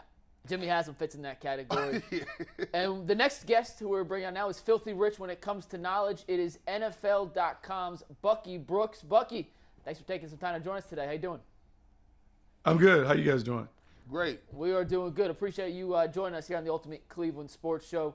We talked about your article last week, Bucky, when you did your all-breakout defensive team for 2023, and Grant Delpit, the Brown safety, was on that list. We read through your explanation. We discussed it ourselves. What do you see from Grant Delpit, and why do you think this year, 2023, will be the year he goes from being a solid contributor in the Browns secondary to a potential breakout star in this league? Well, I mean, I think it's part of the maturation process. I think now he's entered a point where he kind of feels good about what he's doing. He knows exactly how to play the game. He has enough reps under his belt that he understands how to put himself in a position to make plays. But then I think the new scheme will also help him. With Jim Schwartz coming in, giving him an opportunity to be real aggressive. Schwartz is, look, he's already talked about being a team that brings 5 or more players all of the time. And so that's going to create opportunities for turnovers and takeaways. And so with Delpit going all the way back to his time at LSU, the guy knows how to see ball, get ball. And so when you put that kind of defender behind the talent that Cleveland has up front, he should be able to make a ton of plays. I'm looking forward to it.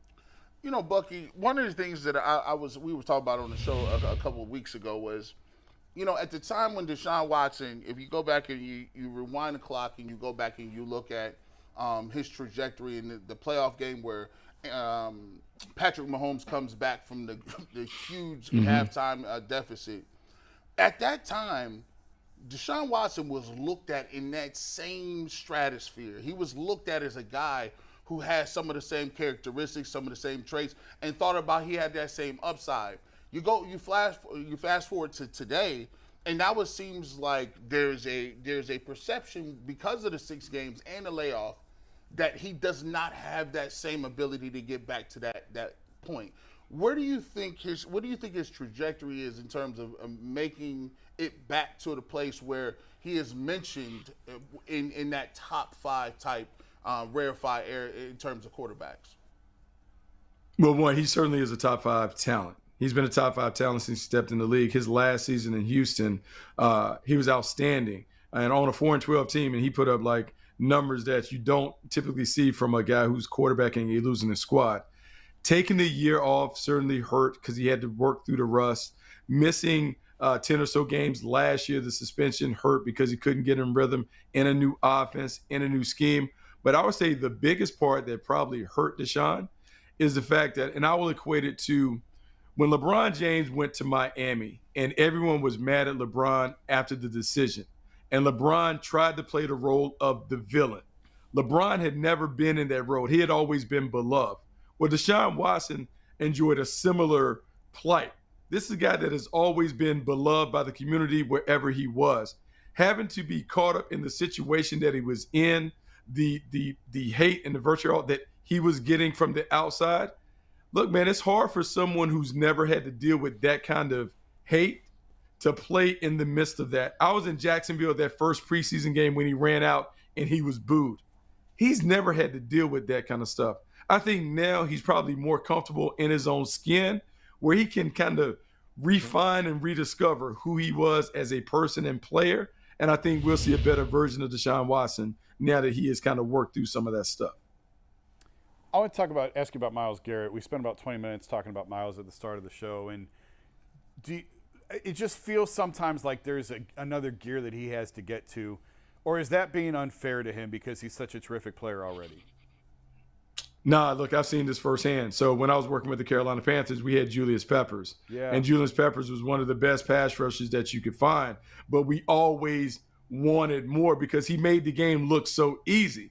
And I think sometimes what you do is you don't appreciate how talented the player is that you have because you're always hoping that they can give you even more than what they're giving you.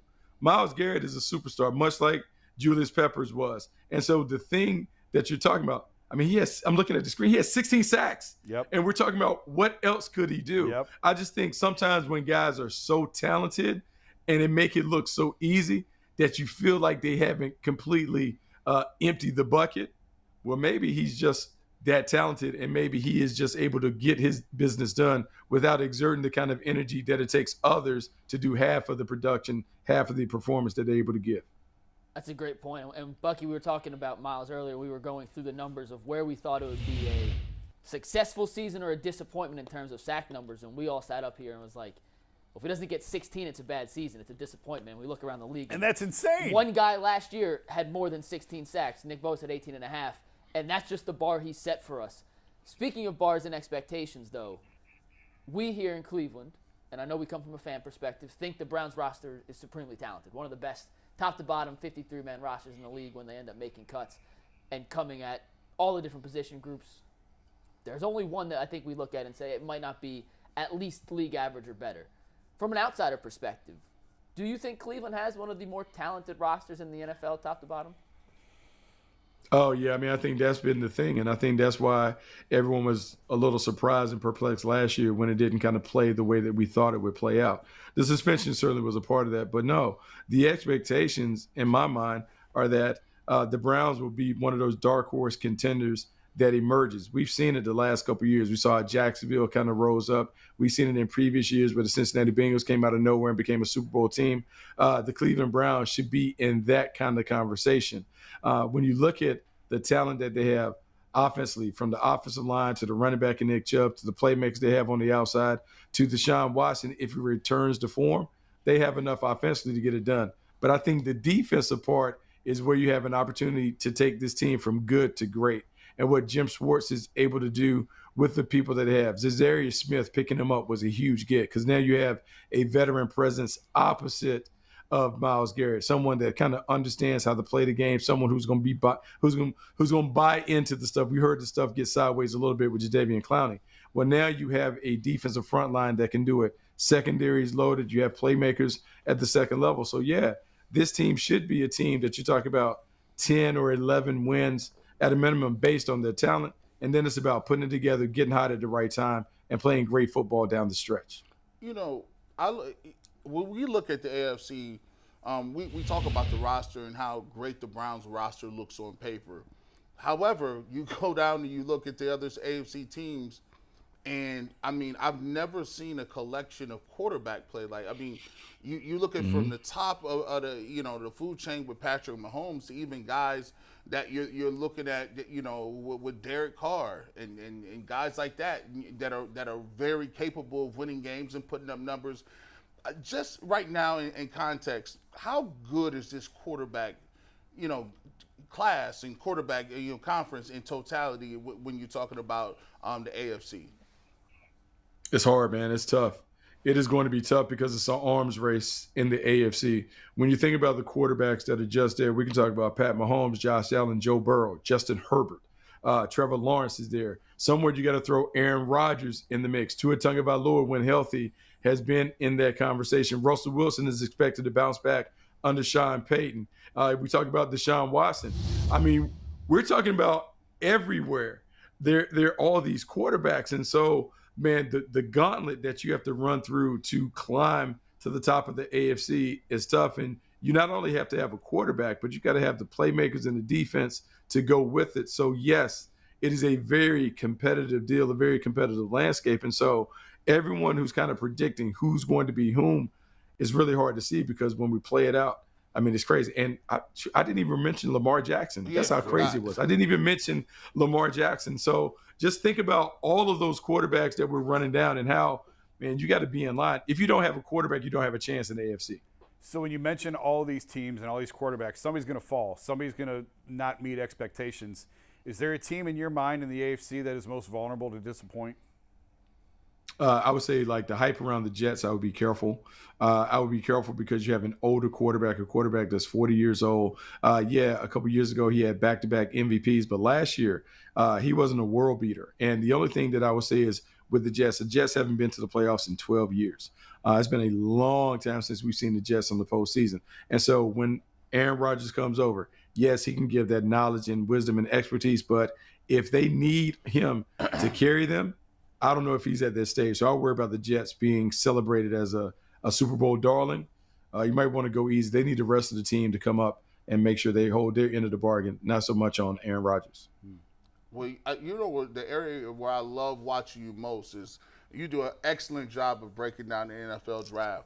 And, I'm already looking ahead. I love when you guys give the way too early predictions on these. But I tell you what, there's some ball players out of this next round. One of the guys we see in Ohio as Buckeye fans, Marvin Harrison Jr., him and the quarterback from USC, Caleb, what's his name? Last name? Caleb Williams. Caleb Williams. And so, when you talk about some of these prospects, would those guys have been top names this year, or what are they kind of mixing? Because I've heard a lot of people talk about how dynamic the class is next year. There was conversation that if Caleb Williams was in this draft, he would be number one. And I think that's the expectation coming in terms of quarterback play. He has been described, and I can kind of fall in line with it. They say he's very much like Pat Mahomes in terms of the magic that he brings to the team. Remember, Pat Mahomes at Texas Tech was a bit of a wild card, a gunslinger. He has kind of become the great Pat Mahomes that we've seen in the NFL. Well, they're talking about Caleb Williams being the Pat Mahomes that we are seeing. Magical in terms of working off the script, but also discipline and detail when working on the script. The athleticism that you see, he can run it, he can throw it, he can do all these things. So he's the real deal. Drake May, coming from North Carolina, I'm partial because that's my school. Having played there, I know his dad. His dad was just graduated before I got to Chapel Hill. And Drake May is legit. He is the prototypical franchise quarterback that everybody wants. Outstanding kid, great football character, a ton of talent, has underrated athleticism. Remember, he comes from a family full of ballers. His older brothers played basketball. Luke May played basketball at Chapel Hill. He had another brother play baseball at Florida. So he gets it and thrives on the big stage. And so those quarterbacks are excellent.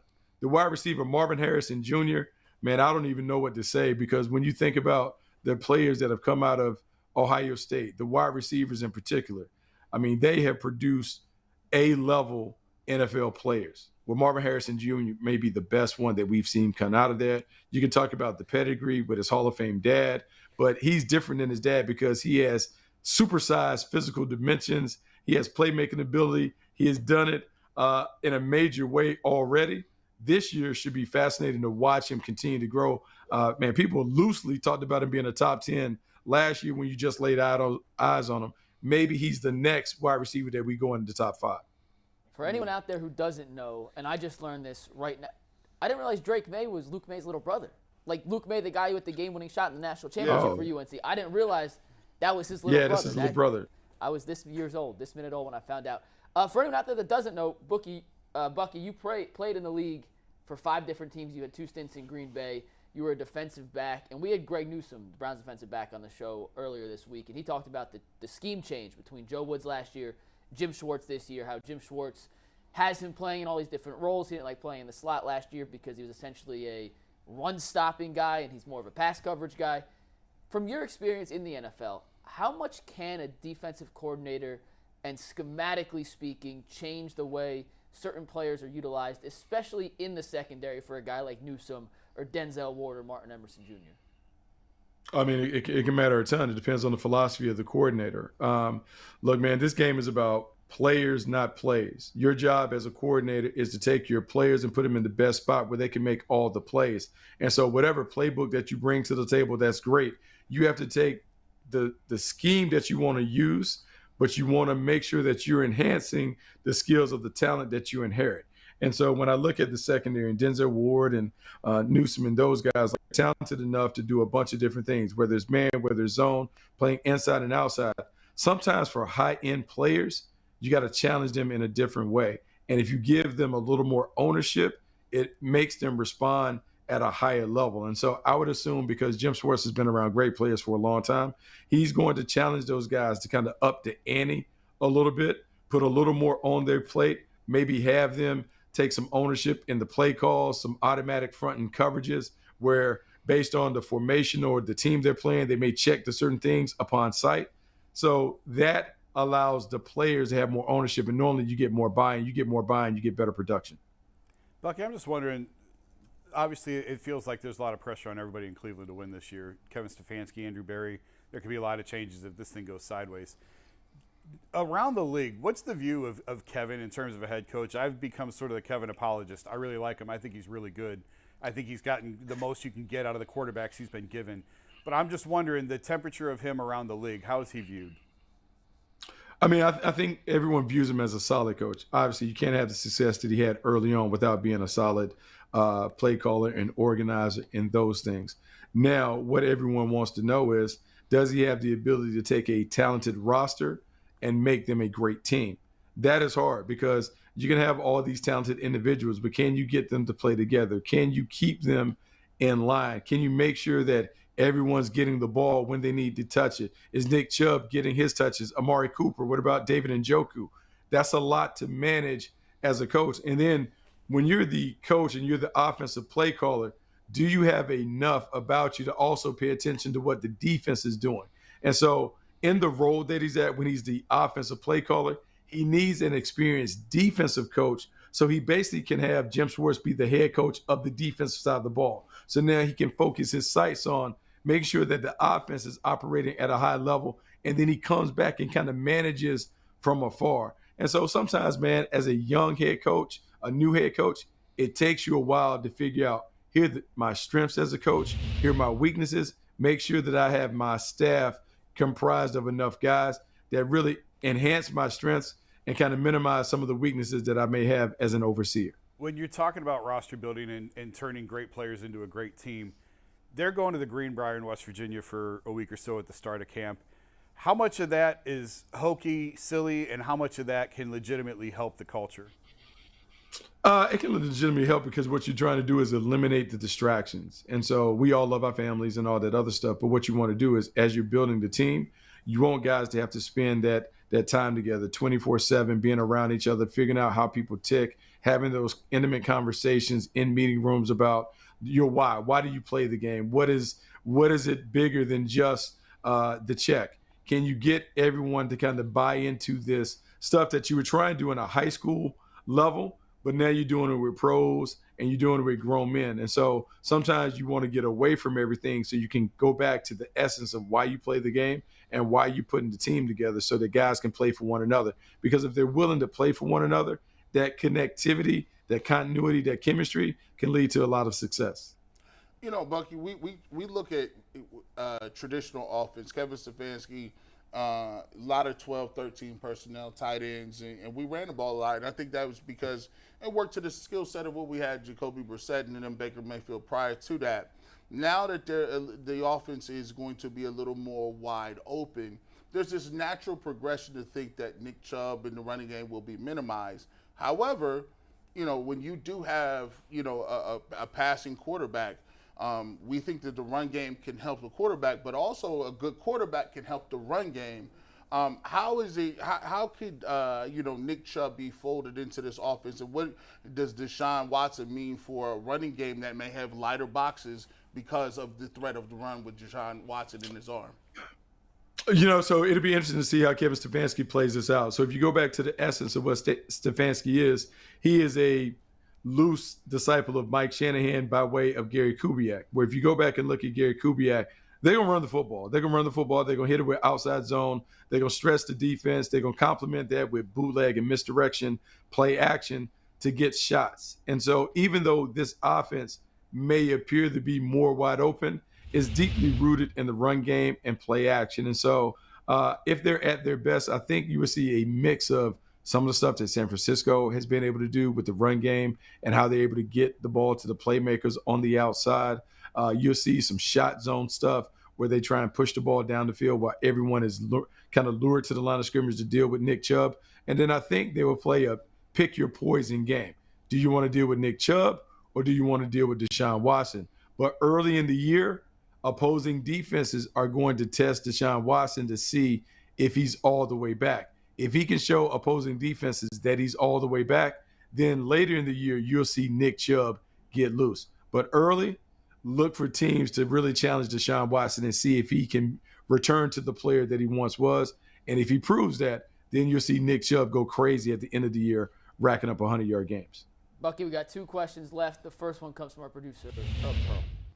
Hey, Bucky, first off, man, thank you for joining us on the Ultimate Cleveland Sports Show.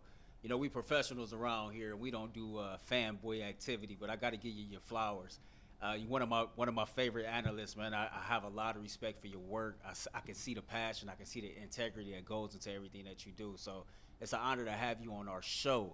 Speaking of your work, can you tell us about the Move the Sticks podcast? I haven't had a chance to watch the episode from or listen to the episode from yesterday about the top 10 corners, but how much fun are you having doing that podcast? It's been great. You know what I'm saying? Like DJ and I go way back. We were scouts together. Like when I was just in the business. And so we had a friendship. That friendship has kind of played out on wax with the podcast. And I think now, because we have so many years together, we can finish each other's sentences. And the great thing is we can have disagreements in terms of team building philosophy or the way that we view players, but we always are able to kind of give different perspectives. And so, look, man, I like the podcast space. I think we've done a really good job kind of finding our lane. And so I expect us to continue to do great stuff. But no, it's a ton of fun to be able to talk about the game, to talk about it and take some of the stuff that we've learned from great coaches, great executives and team builders and kind of share with the masses. I think that's been the best part of the gig. Yeah, Earl's right. The Move the Sticks podcast with Bucky Brooks, Daniel Jeremiah, one of the best in the business and one of the most entertaining podcasts. Bucky, thanks again for coming on. We'll get you out of here on this. But we had this discussion, I would say 3 weeks ago before the show. And it's a bunch of guys who did not play in the NFL. Tyvis wasn't here, so he did play, but he wasn't here. Who the second best cornerback of all time was? We all agreed it was Deion. But the 4 of us sitting here, we're going back at who was number 2. Now, you played the position in the league, so I'm curious your take. Second best. If Deion's 1, who's number 2? Let's make sure you believe Deion's 1. Assuming you think Deion's Right. Oh, no. Gosh, man, I would say he's certainly number 1. But, man, there's so many guys because there's so many different ways that you can think about it. From a legacy perspective, I think you would have to put Mel Blount up there from the Pittsburgh Steelers. That's the first because name I thought of. I'm glad you said that. He changed the game. Like he changed where they used to could bump up and down the field. They had to put the 5-yard rule in because Mel Blount, and I don't know if you've ever had a chance to stand beside him. Mel Blount is every bit of 6'3", 200 plus pounds with these long arms where he could choke you out. He would be up there. Mike Haynes from the Raiders would be in the conversation as someone that wants to, as someone that is also, gosh, a gold jacket guy. I mean, there's so many guys that you can list. I would say for a younger guy, I had a chance to play with Charles Woodson. He was on and man, there are not many guys who could do the things that he could do very early in his career, just on instincts, intelligence, and just, I would say, bold arrogance. He's one of the best I've ever seen in terms of just believing that he's great and I'm going to go make plays because I think I'm great and you're going to find out that I'm great. And I would just be amazed at the stuff that he would do between the lines. Yeah, he was on a couple other names that were thrown around was Rod Woodson, Darrell Revis. Oh, man. Mel Blount was up there. Yeah.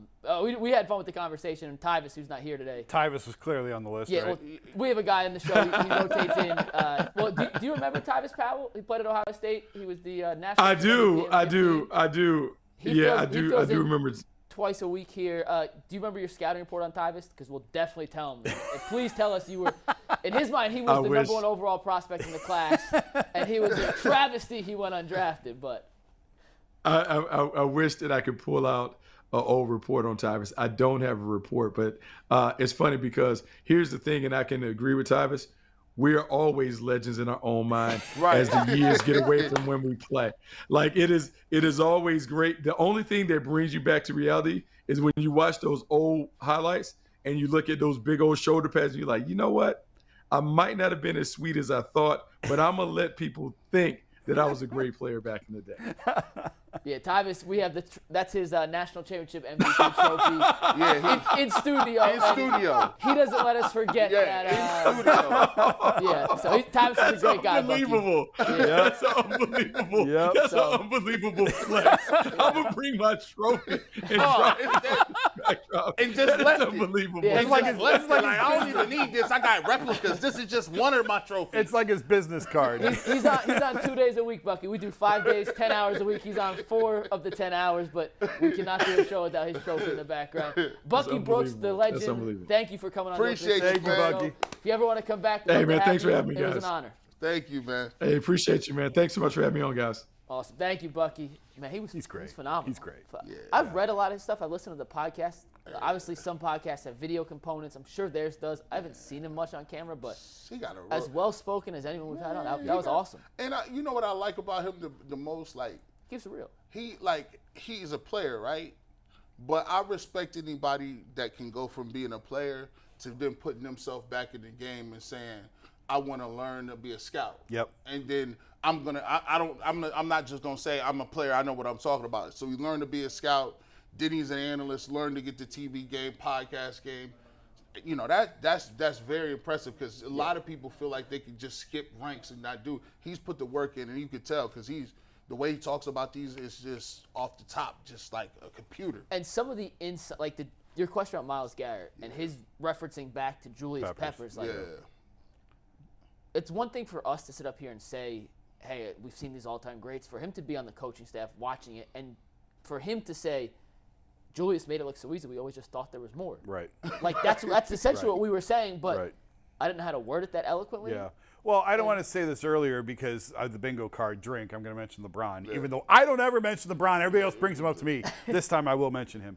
That's what he always got annoyed about because I remember I went at him in Indiana before one of the playoff games his last year, and I said, you're not giving that. Like, you're pouting over the roster. I don't know what it is, but you're not giving that.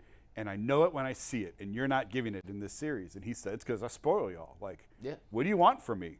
Well, but it's that. It's we laughed about it in game 2 of the finals, or 3 of the finals, when Jokic had 31, 20, and 10, and I left the game being like, he played all right. Yeah. Like, he played all right. For, obviously, a historic stat line, but he missed a bunch of bunnies. He could have had more assists because some guys missed some shots. And I was like, yeah, he played good. And he has one of the greatest stat lines in the history of the NBA. LeBron, he essentially patented the 27-7-7. Yep. Yeah, like Which, he still has never gotten in a game. He's never 27-7-7? actually had 27-7-7 in a game. That's pretty funny. I didn't That's know that. funny. But LeBron, he woke up, rolled out of bed, got 27-7-7. We were like, yeah, he played okay. Yeah. 99.9% of the league, a 27-7-7 is the greatest day of their career. And it's just a different standard we look at guys. Like it's like supermodels. Like you look at a supermodel and they won't have makeup on or whatever, and you'd be like, oh, she's looking bad today. You'd be like, no, she looks better than your wife at her best. Yeah. Like, and but you be like, and you married her forever. You said you give her everything, and that woman, you can't say she looked terrible. Julius Peppers, he's the first guy I ever seen. I used to be a defensive end, and I had body shaming. Like, I was like, I don't have abs. I was small, but I was like, bro, these defensive ends is looking like bodybuilders now. He's the first dude who had pads on that looked like he was outside playing basketball in a hoop jersey and shorts. Yeah. Full equipment. I'm like, this dude looks so. I'm like, yo, he moves different. He feel like he ain't even restricted. He picked the football up and just run away from people. I'm like, that's a defensive end. I'm never doing that. That's the difficult thing when you talk about these specimens like the Myles Garrett. And real last one point on Myles Garrett, then Earl, you got to read. When he came to A&M, he looked like he does now. He was 250. Oh. They changed at Texas A&M. This is a true story. They changed their lifting regiments and like body fat stuff to be like, all you juniors and seniors, this is an 18-year-old true freshman. Y'all got to try looking like him. Like, he's not trying to look like you guys. He stepped into A&M day one, broke all their strength records. Wow. All their strength records. And they had Von Miller. And Von Miller was like, we got to, and then it was like, no, we got a new wave. Yeah. This is a Myles Garrett. It's 12:33, and you know what that means, Earl? That's right, man. That means the 12 o'clock lunch hour is brought to you by Call It Companies Championships. Get to see your favorite golf legends play in the Call It Companies Championships July 12th through the 16th at the famous Firestone Country Club. It's fun, family-friendly events all week long featuring a new fan zone experience, free attendance for kids, and concerts every single night. This is something for everyone. Learn more at callitgolf.com.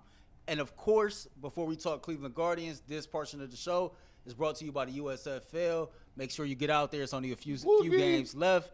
I heard you get $10 tickets, dollar dogs, dollar sodas, and of course you get to see our homeboy Boogie out there doing this thing. So shout out to the USFL. Boogie plays the New Jersey Generals this Saturday in Canton, Tom Benson Stadium. Winner goes to the playoffs, losers out. And Jason guaranteed to win.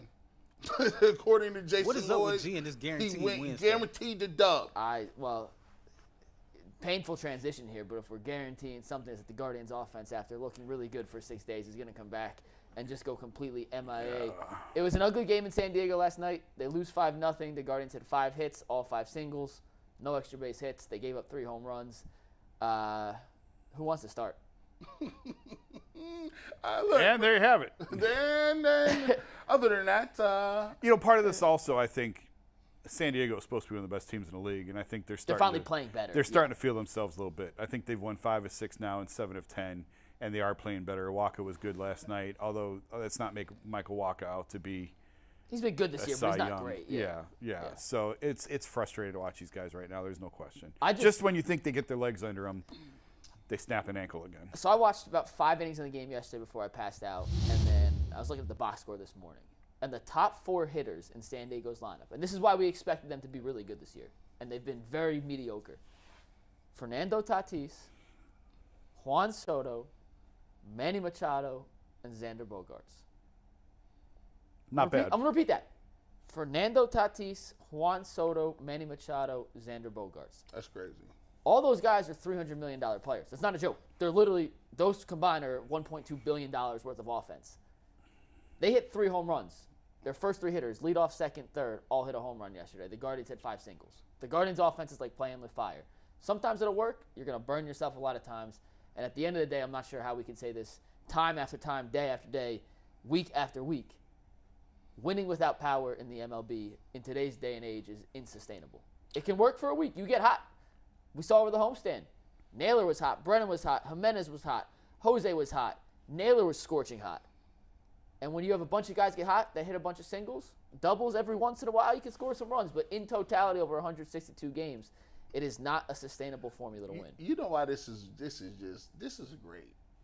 Because I think this is it. Like when you talk about marketing and you talk about business, the Guardians slide on a lot of things. And you know why they slide on a lot of things? It's because you really like them. Yeah. They are just so likable. The front office gives you quotes. We love them. They're nice. They talk. They're business minded. The team is full of a bunch of nice guys, right? And if you think of it, like you think about it, it really puts you on. It really puts you on the like. You always think, nah, I shouldn't do that. Come on, I'm being too hard on them. Yeah, it's a long season. I'm being too hard. They got the bats together the other day. And I think that's also a product of how long the season is. Because people can't be outraged every third day. You just can't muster it. Like during presidential elections, right? People used to do stuff crazy every day. You'd be like, I can't call it out. I just can't call it out no more. Yeah. Just let them go. This ain't that bad. So you can't call out the Guardians bats every day. They just lose 5-0 and you kind of like, okay, well, let's see if they'll win tomorrow. And that's what they are. But it's brilliant. It's brilliant marketing. I love it. And so we have this conversation back in the production room after every show. How are we going to talk about the Guardians tomorrow? Right. And last season, we went back and looked at all our rundowns. We constantly do, what are we talking about today? And let's rewind a year, see what we talked about. We didn't talk Guardians every day. So it made it easy once or twice a week to be like, oh, their bats are going cold.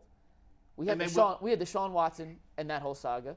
We had Baker Mayfield and that whole saga. Right. And we were a brand new show. We had like 6 guests a day.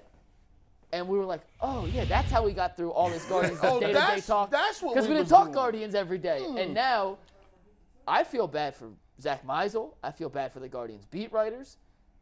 I don't know how on a day-to-day basis, because nothing changes game to game. Like, they could be hot one game, and we come back, and are they World Series contenders? The answer's still no. And at least McNuggets, they had young guys last year that didn't expect to do nothing. Yeah. So when they overachieved or all of them played well, you still got that warm and fuzzy feeling, even if they weren't hitting a couple days. And the worst part, they're still going to win the division. And I guess that's the best part and the worst part. They're still going to win the division because the AL Central is an absolute cluster truck. See what I did, Steve? I didn't say Cluster it. truck. You like that? Well done. You got them winning the divisions? No, I'm not. Really? I'm not convinced. I just think this is one of those years where it just seems everything is just going against you, and it's hard. It's hard for me to sit here today and say they're going to win the division. But having said that, Tito's teams play their best ball in July and August. Yeah. So I still think the best is yet to come. Whatever that is, whatever form that takes, whatever that looks like for this team, I do think their best is in front of them still, because just historically speaking, that's how it's always gone. But it's hard to feel like this team has any sort of run in them at this point. It is what it is. They feel lifeless. And not the team, and G, sorry to cut you off, but like, if a basketball team's, I'm going to use a kid's word, you ready? If a basketball team's mid, Yeah. at least they have like that one guy you go and you could see LaMelo Ball. The Hornets were terrible, but like LaMelo Ball could put up a triple-double and be entertaining. Yeah. No one wants to see, or no one wants to go to a basketball game and watch Cody Zeller make layups. And that's honest to goodness what it feels like. You say they got a bunch of Cody Zellers? Look, they just got to it singles, and the equivalent in single is a guy in basketball who doesn't dunk, doesn't shoot threes, and has like a halfway decent drop step and layup. Like Al Jefferson was an all-star. You could be really good and not be exciting. They just got a bunch of dudes who aren't exciting, and even like Shane Bieber, who's an ace, or is gonna get paid like an ace and is a former Cy Young winner. He's had 2 games this year with over 8 strikeouts. Even like on the pitching side of things, what's the most exciting play in pitching? A strikeout, right? A hit batter. Well, okay, yeah, I'm saying like a good thing. A good thing. Yeah, you're right, but in a good way. And like, yeah, they have guys. Savali, like his over/under on strikeouts yesterday was 4.5. When Bobby pitches, he's still a young guy. His over/under is like 5.5. When Scherzer, who's not having a good year, or Verlander, or DeGrom, their over/under strikeouts is like 10.5, 11. So even like, it's just hard to get excited when it's not an exciting product on the field. I'm sorry, that was a rant, and maybe it made no sense. But I was gonna ask Jason because obviously baseball is his favorite sport. So the way it's set up is the Guardians will always be in contention, basically, unless there's a pretty good chance they'll always be in contention based on where they play. So that means they'll probably make the playoffs, but not really be able to make any noise. Will there ever be a time where you say, coming into that season, they got to win a World Series or make it to the World Series, or I'm going to be pissed? I don't think it's ever going – the way it's set up, I don't think there's ever going to be a time because there's too many things baked in the cake. The one thing is that they're not going to spend a lot of money. 2, if they do have a bunch of players that actually turn really, really good, they can't keep them. 3, the division is mid, and even if you do win a division, you still got to go play the monsters with all the bats and all the money. So is there ever a time you get this small gratification? It's like – It's just, I guess it's like, I don't know, going on a date with your cousin, but it's third cousin. I don't know. You had me until the last line. It's like I was following cousin. so well, too. Yeah. I think, it's been 70-plus years since they won a World Series. Every year should be, this is the year to try and win the World Series. Every year. It's, 7 decades later. But I do wonder if payroll plays into expectations with this team because, the Cavs a couple of years ago, it was championship or bust. Yes. There's no doubt about it. If you don't win a championship, it is a disappointment. We're starting to get there with the Browns. What you mean? Look, to this year, this is the most pressure I've felt in a long time. Yeah, I don't know that it's championship or bust with the Browns, but it's be damn good. It's playoffs. Be damn good. Yeah, and with the Guardians, it's always viewed differently. And I think because baseball is its own beast, with 162 games and with the fact that it's a little bit harder to make the postseason. I know it feels like the Guardians make the playoffs every year, but they really don't. Yeah. The White Sox should be better than what they are. The Tigers used to spend a ton of money. They really don't anymore. The Twins are what they are. But I think that you look at the Guardians and you go, well, they can't really compete with the Yankees and the Dodgers and these big spending teams. But yet you look at what the Rays are doing with a young roster in a smaller payroll. So it is possible. But I just don't think that we ever really view – in the 90s we did. In the 90s it was – the expectation was the World Series. Mm-hmm. But it just hasn't felt that way. I agree for the last 20-so years it hasn't felt like it's championship or bust with the Guardians. And I think there's a lot of factors that go into that. You look at it's never like when the Guardians lose in the playoff, you don't get that. Like the gut punch you got from the Cavs, right? you don't have the same. Well, thing I think the Game 7 loss in 2016 was a gut punch to true Guardians fans. That one. Yes. There's a lot of Cleveland sports fans who are just Cleveland sports fans who were like, we had the Cavs. It sucks they lost, but we just came off a championship celebration. I saw somebody at Target do that same thing right But the thing is, but the true then there's hardcore Guardians fans who are devastated by 2016. and the thing with baseball and small market teams in particular is you have to have so many stars align at once. And you see it happen. It happened for the Guardians Indians in 2016. Happened for the Royals right before that. The Nationals. The Nationals. It's happening to the Rays right now, and the Rays have been able to sustain this for a couple years, which might be the craziest thing in all of sports. Because you look at their lineup and pitching staff year to year, even from 2020 to 2021, 21 to 22 to this year, they're almost essentially different teams. They have found ways to replicate and repeat. It's witchcraft. Rinse and repeat. It makes no sense. It legitimately makes no sense how they just have guys in the farm system come up and immediately produce. But you look at, I'll use the Royals for an example just because I know some of those names, but they had all these guys, Alex Gordon, Moustakas, Hosmer. They still have Salvi Perez. He's the only guy left. But those guys were all on rookie deals before they got their big payday in their prime at once. In Cleveland, you had Lindor on that situation in 2016. Give me some of their names there. Brantley was like that. Who else got Frankie. paid after? Frankie Kipnis. Jose was young. So you have to have all these guys come together at the right time. Baseball is a year-to-year sport. There makes no sense why one guy hits 320 one year and then 215 the next. And like Jimenez, for example, it's not like he forgot to play baseball. It's just a lot of it's luck and habits and circumstance. So everything has to align this year so far through 69, 70 games. Things haven't aligned. Doesn't mean it can't. They can get hot for the last 100 games of the season. It's unlikely, or 90 games of the season, that everything's just going to snap on a finger and turn around. But in baseball with these small market teams, you have to be so lucky in the right place at the right time with the right people, the right manager. Everything has to break your way. And for the Guardians this year, it hasn't. Earl, what's up?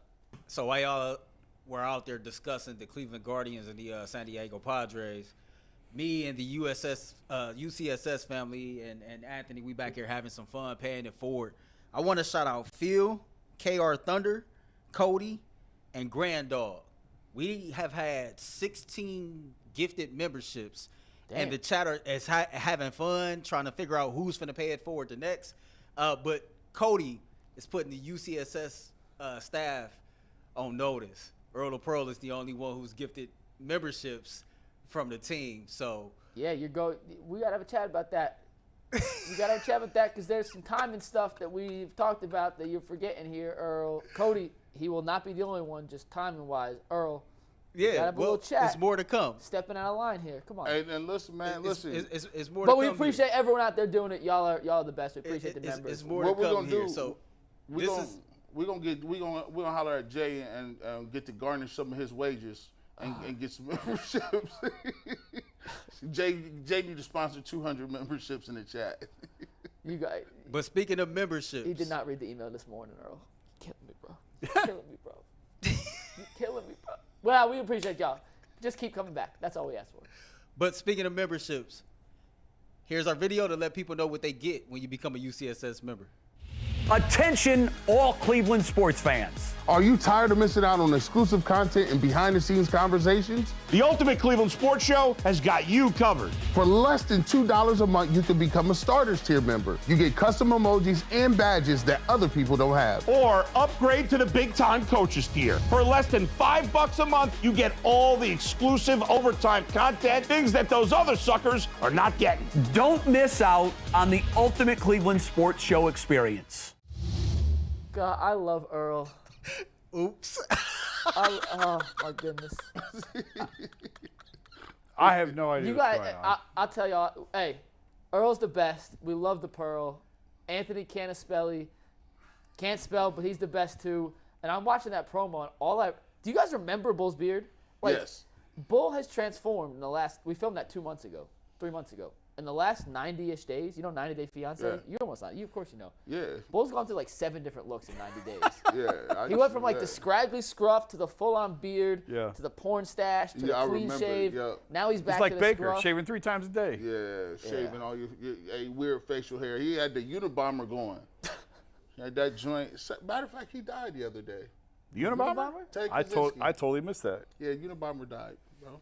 Earl, you don't listen to emails, but you listen to your own heart for this top 5. So you want to tell us what we're talking about for top 5 here? Yeah, it's time for the ultimate 5. And what I decided to do was put together who I think the all-time NFL players are that are not a quarterback. Yes. We just talked to Bucky Brooks about his number 2 all-time We're going to see. DB. I'm curious. I'm hoping Deion's on this list. We'll see if He might not make it. we'll see what Earl thinks. All right, so number 5. He's a 2-time Super Bowl champion. He's a Super Bowl MVP. He's a 10-time All-Pro and a 2-time Defensive Player of the Year. Steve, take it. Ray Lewis. Yeah, I mean, Anything with that?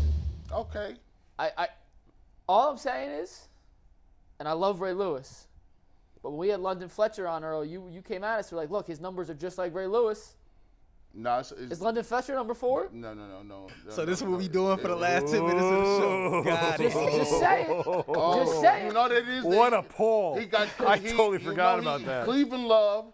He hit him with the old Collinwood Love. I'm just Earl came in. He's like, look, you look at numbers side by side. Old Senate The only League. thing that's not there is a Super Bowl. You know, Earl, the youngest member of the Senate League. Like Earl be going to like different. He's a Freemason, the Rotary Club. No, but Ray Lewis, all-time great, first ballot Hall of Famer. I'm curious to see who else you have on the 4, but Ray Lewis, obviously one of the best football players to ever step on this planet. I ain't got a problem with Ray. Yeah. All right, cool. Let's move on to number 4. He's a 2-time Super Bowl champ. He's an 8-time All-Pro, and he was the 1994 NFL Defensive Player of the Year. Man. We just talked about him with Bucky Brooks. Steve, take it. Prime time, baby. Yeah. Prime time. I'm glad he's on my list. Gee. Yeah. Change the game. Yeah. Like change how we view corners, I think. Like this, for a while, like Deion Sanders was a superstar, and you could possibly never see him get the ball again. Yeah. Like he was just over there. They're like, Deion Sanders. I'm like, but he doesn't do anything. And on top of being a great cornerback, one of top 2-3 returners of all time too. Oh, like man. Devin Hester may be the only guy you could put in the same conversation with Deion for return artist, but elite, best cornerback ever, and one of the 2-3, maybe the best returner ever. Like, best nickname of best all nickname, time. Showboat, trash talker. Yep. It just as good as it gets. And the best recruiter of all time. I've never seen. Yeah. And he wiped down a whole Colorado Buffaloes team and brought in 90 new recruits, all 4 and 5 stars. Do you think? Hey, before we get to 3, real quick, do you think Deion's gonna win at Colorado? You get enough players, sure. Like and win, like real win. They gonna beat USC? No. They won't. I think they'll be 7-4 this year. He's a terrific recruiter. I think he still has to prove himself as a head coach at the highest level. Is that fair? Yeah. That's fair. Yeah, I mean, he won at Jackson State at historic levels, but he also had the best talent. And I want to see actually how good Shedeur Sanders is. I saw him play. I'm like, he might get drafted. And then it got to a point where I'm like, he might be pretty good. He's a top 150 recruit. Like he was a highly he can throw the ball. Take his last name out, and the fact his dad was at Jackson State, like he had offers to essentially anywhere he wanted to go. So he's a legit baller. Yeah, he's spinning. Earl, who's up next? He's a 3-time Super Bowl champion. He's a Super Bowl MVP. He's an NFL MVP. He's a 2-time NFL Offensive Player of the Year. Steve, take it. The original GOAT. Jerry Rice. Yeah. He had to be on there. Yeah. Had to be on there. Yeah, I put the GOAT on there. I don't care so much the order. I just care the names, and so far 3 for 3. Would you take Randy Moss over Jerry Rice? No. Jason said I'm 3 for 3. That's all I heard. Would you take Selective Jerry Rice listening is over the right Randy way to have Moss? as a producer. Would I take Jerry Rice over Randy Moss? That is so hard. Randy Moss is the only dude I know that turned his name into an adjective. Getting mossed. Yeah, getting riced does not sound Just right. No one got freak. riced. Just a physical freak. Has there ever been a position? This actually, you guys may know better than me.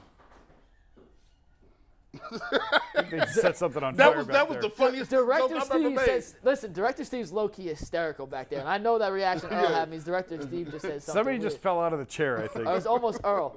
Has there ever been two players, 1 and 2 at their position, who had different styles but were equally great in their own way? Like Randy Moss, obviously, elite deep threat, physical specimen. Jerry Rice, the tactician, best hands ever. Yeah, Kobe and LeBron. But they are not true. Like, I They guess got they're- two different styles. Kobe's a post guy, big range game. He didn't have that much athleticism. LeBron was big, freight train, but I guess like Barry Sanders, Jim Brown, you could Yeah, say. yeah. Okay, Yeah. that's a dumb question. Yeah. Sorry, next dumb question. Sorry. What does Steve say? I gotta get him on the sticks. What did y'all text us? No one got Rice. Oh, that's Steve. Come on, bro. Leon Sanders. Come on, bro. I'm not, because we I'm are. not repeating that. I ain't either. No, and Steve's brother's here. Steve, you said that with your brother in attendance. That is, how dare you?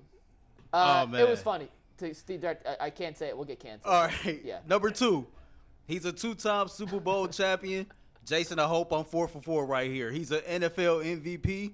He's a 10-time Pro Bowler. He's a 10-time All-Pro player. He's a 3-time NFL Defensive Player of the Year. I think he's the greatest defensive player to ever play in the NFL. Steve, take it as 1, the original ALT. Yeah. Yep. I had him as 1, so I'm curious who you have. Oh, I know who he's got at 1. Is it someone has been mentioned in the show yet before? Well, I think I know. I don't actually know. I think I have a good hankering who's going to be number 1. Lawrence, Offensive or defensive player? Offensive. yeah, you know who it is. No, But I think I know who it is. Lawrence Taylor is he changed the game. Yeah. He started everybody being Thundercats. Like you defensive lineman was big. He was a Thundercat coming off the end and just basically doing whatever he wants. And I think I know who number 1 is. Wait, don't go. Steve, pull up number 2 again real quick. We're going to have Greg Pruitt, on the show last week. And I wanted to ask him about the giant shoulder pads they wore in the 70s and the 80s. And that's not a great picture of LT with the giant shoulder pads. But, G, you played. Yeah. Was it hard to move when you had shoulder pads that were 6 feet off your Man, body? we had the crazy neck rolls too on the back of it, so I look like somebody from the Monstars, bro. Like it was, I'm like, dang, you big right that, you intimidating. But yeah, the back then, nowadays the least amount, like nowadays it's all people only wear And it's leg crazy, pads, yeah. like. And you wonder why you hurt. They don't. We used to have butt pads, hip pads, side pads, all the pads. We had all of them, and it was terrible. And they used to always slide down because you know you didn't lift your legs. They just slide down like mayonnaise. I know what Jason was going to say. I what? read his dirty mind. You know, I didn't say a word. Leave me out of this. you know when mayonnaise, you put mayonnaise on anything, it just slides off. Like it doesn't stick. I've never put mayonnaise on anything but a sandwich. It slides off. What else have you been putting mayonnaise on, G? Like, That's a listen, you very put good them on question, sandwiches, Jason. You could put it on. You could put them on meat. See, this is why y'all try to get Walked right into that one. Sure did. And mark Just it down. walked right into that. All right, Earl, who's your number 1 player of all time that's not a quarterback? The number 1 all-time player that is not a quarterback. He's an NFL champion. He's a 3-time NFL MVP. He's a 9-time NFL All-Pro. He's a 9-time Pro Bowler. He's the only player that's on the NFL 50th, 70th, 75th, and 100th anniversary team. He's the late, great legend, Jim Brown. Yeah, Yep. that was a slam dunk, obvious. Yep. I think Good list. good list. Good Very list. good list. Very good list. Any list on this has to have Jim Brown, Lawrence Taylor, Jerry Rice, And Dion. and Dion. And the 5th spot is debatable. Yeah, I was going to say exactly the same thing. But the greatest middle linebacker, for me, the greatest middle linebacker of all time. I mean, Mike Singletary might want to have a conversation about that, but I would take Ray. Don't want to see him in a club in Atlanta after midnight, but on a football field. Reggie White was up there for me. Reggie White's as up a there. guy you could put Yeah. in that conversation. Barry Sanders. Barry Sanders. Yes. Some of the running backs that we've talked about. Walter Payton. Hell, if you wanted to argue Randy Moss, I think you can make an argument that he's in that conversation. Earl, who else was on that honorable mention list in the discussion when you were making this list up with Ray Lewis for that 5th spot? So I had to keep my personal bias out of it because I believe the all-time list that I put together is totally different from my favorites list. Okay. Right? So if I would have been thinking with my heart, Randy Moss would have been on that list. Ed Reed probably would have been on that list. All-time Rod greats, yeah. Woodson would have been on that list. Yep. So it was a lot of guys that was clamoring from that fifth spot. And I know Ray Lewis is not a popular choice here in Cleveland, but he's that dude for real. Yeah. I mean, it's hard to argue that he certainly is in that conversation, whether he's 5, 6, 7, or wherever you want to put him. You got one more thing, Earl? No, we got 1 minute to go. Overtime is coming up next. Yeah, tell people the topic again. So the topic is McNuggets has a nickname. I have a nickname, which is Pearl. And we got to get the other guy that's behind the glass a nickname. He cannot just go by Anthony or Ant. We got to spice this up a little bit. We sent it out there to the community tab, to the UCSS members. We got 16 new UCSS members. Go in there as fast as you can and drop a nickname suggestion for one Anthony, the graphic man, Antonelli. Yeah, we got some good ones already. I can't see what else y'all come up with. That's it for today. We are back tomorrow, and we'll see y'all in about 3 minutes on Overtime. Peace.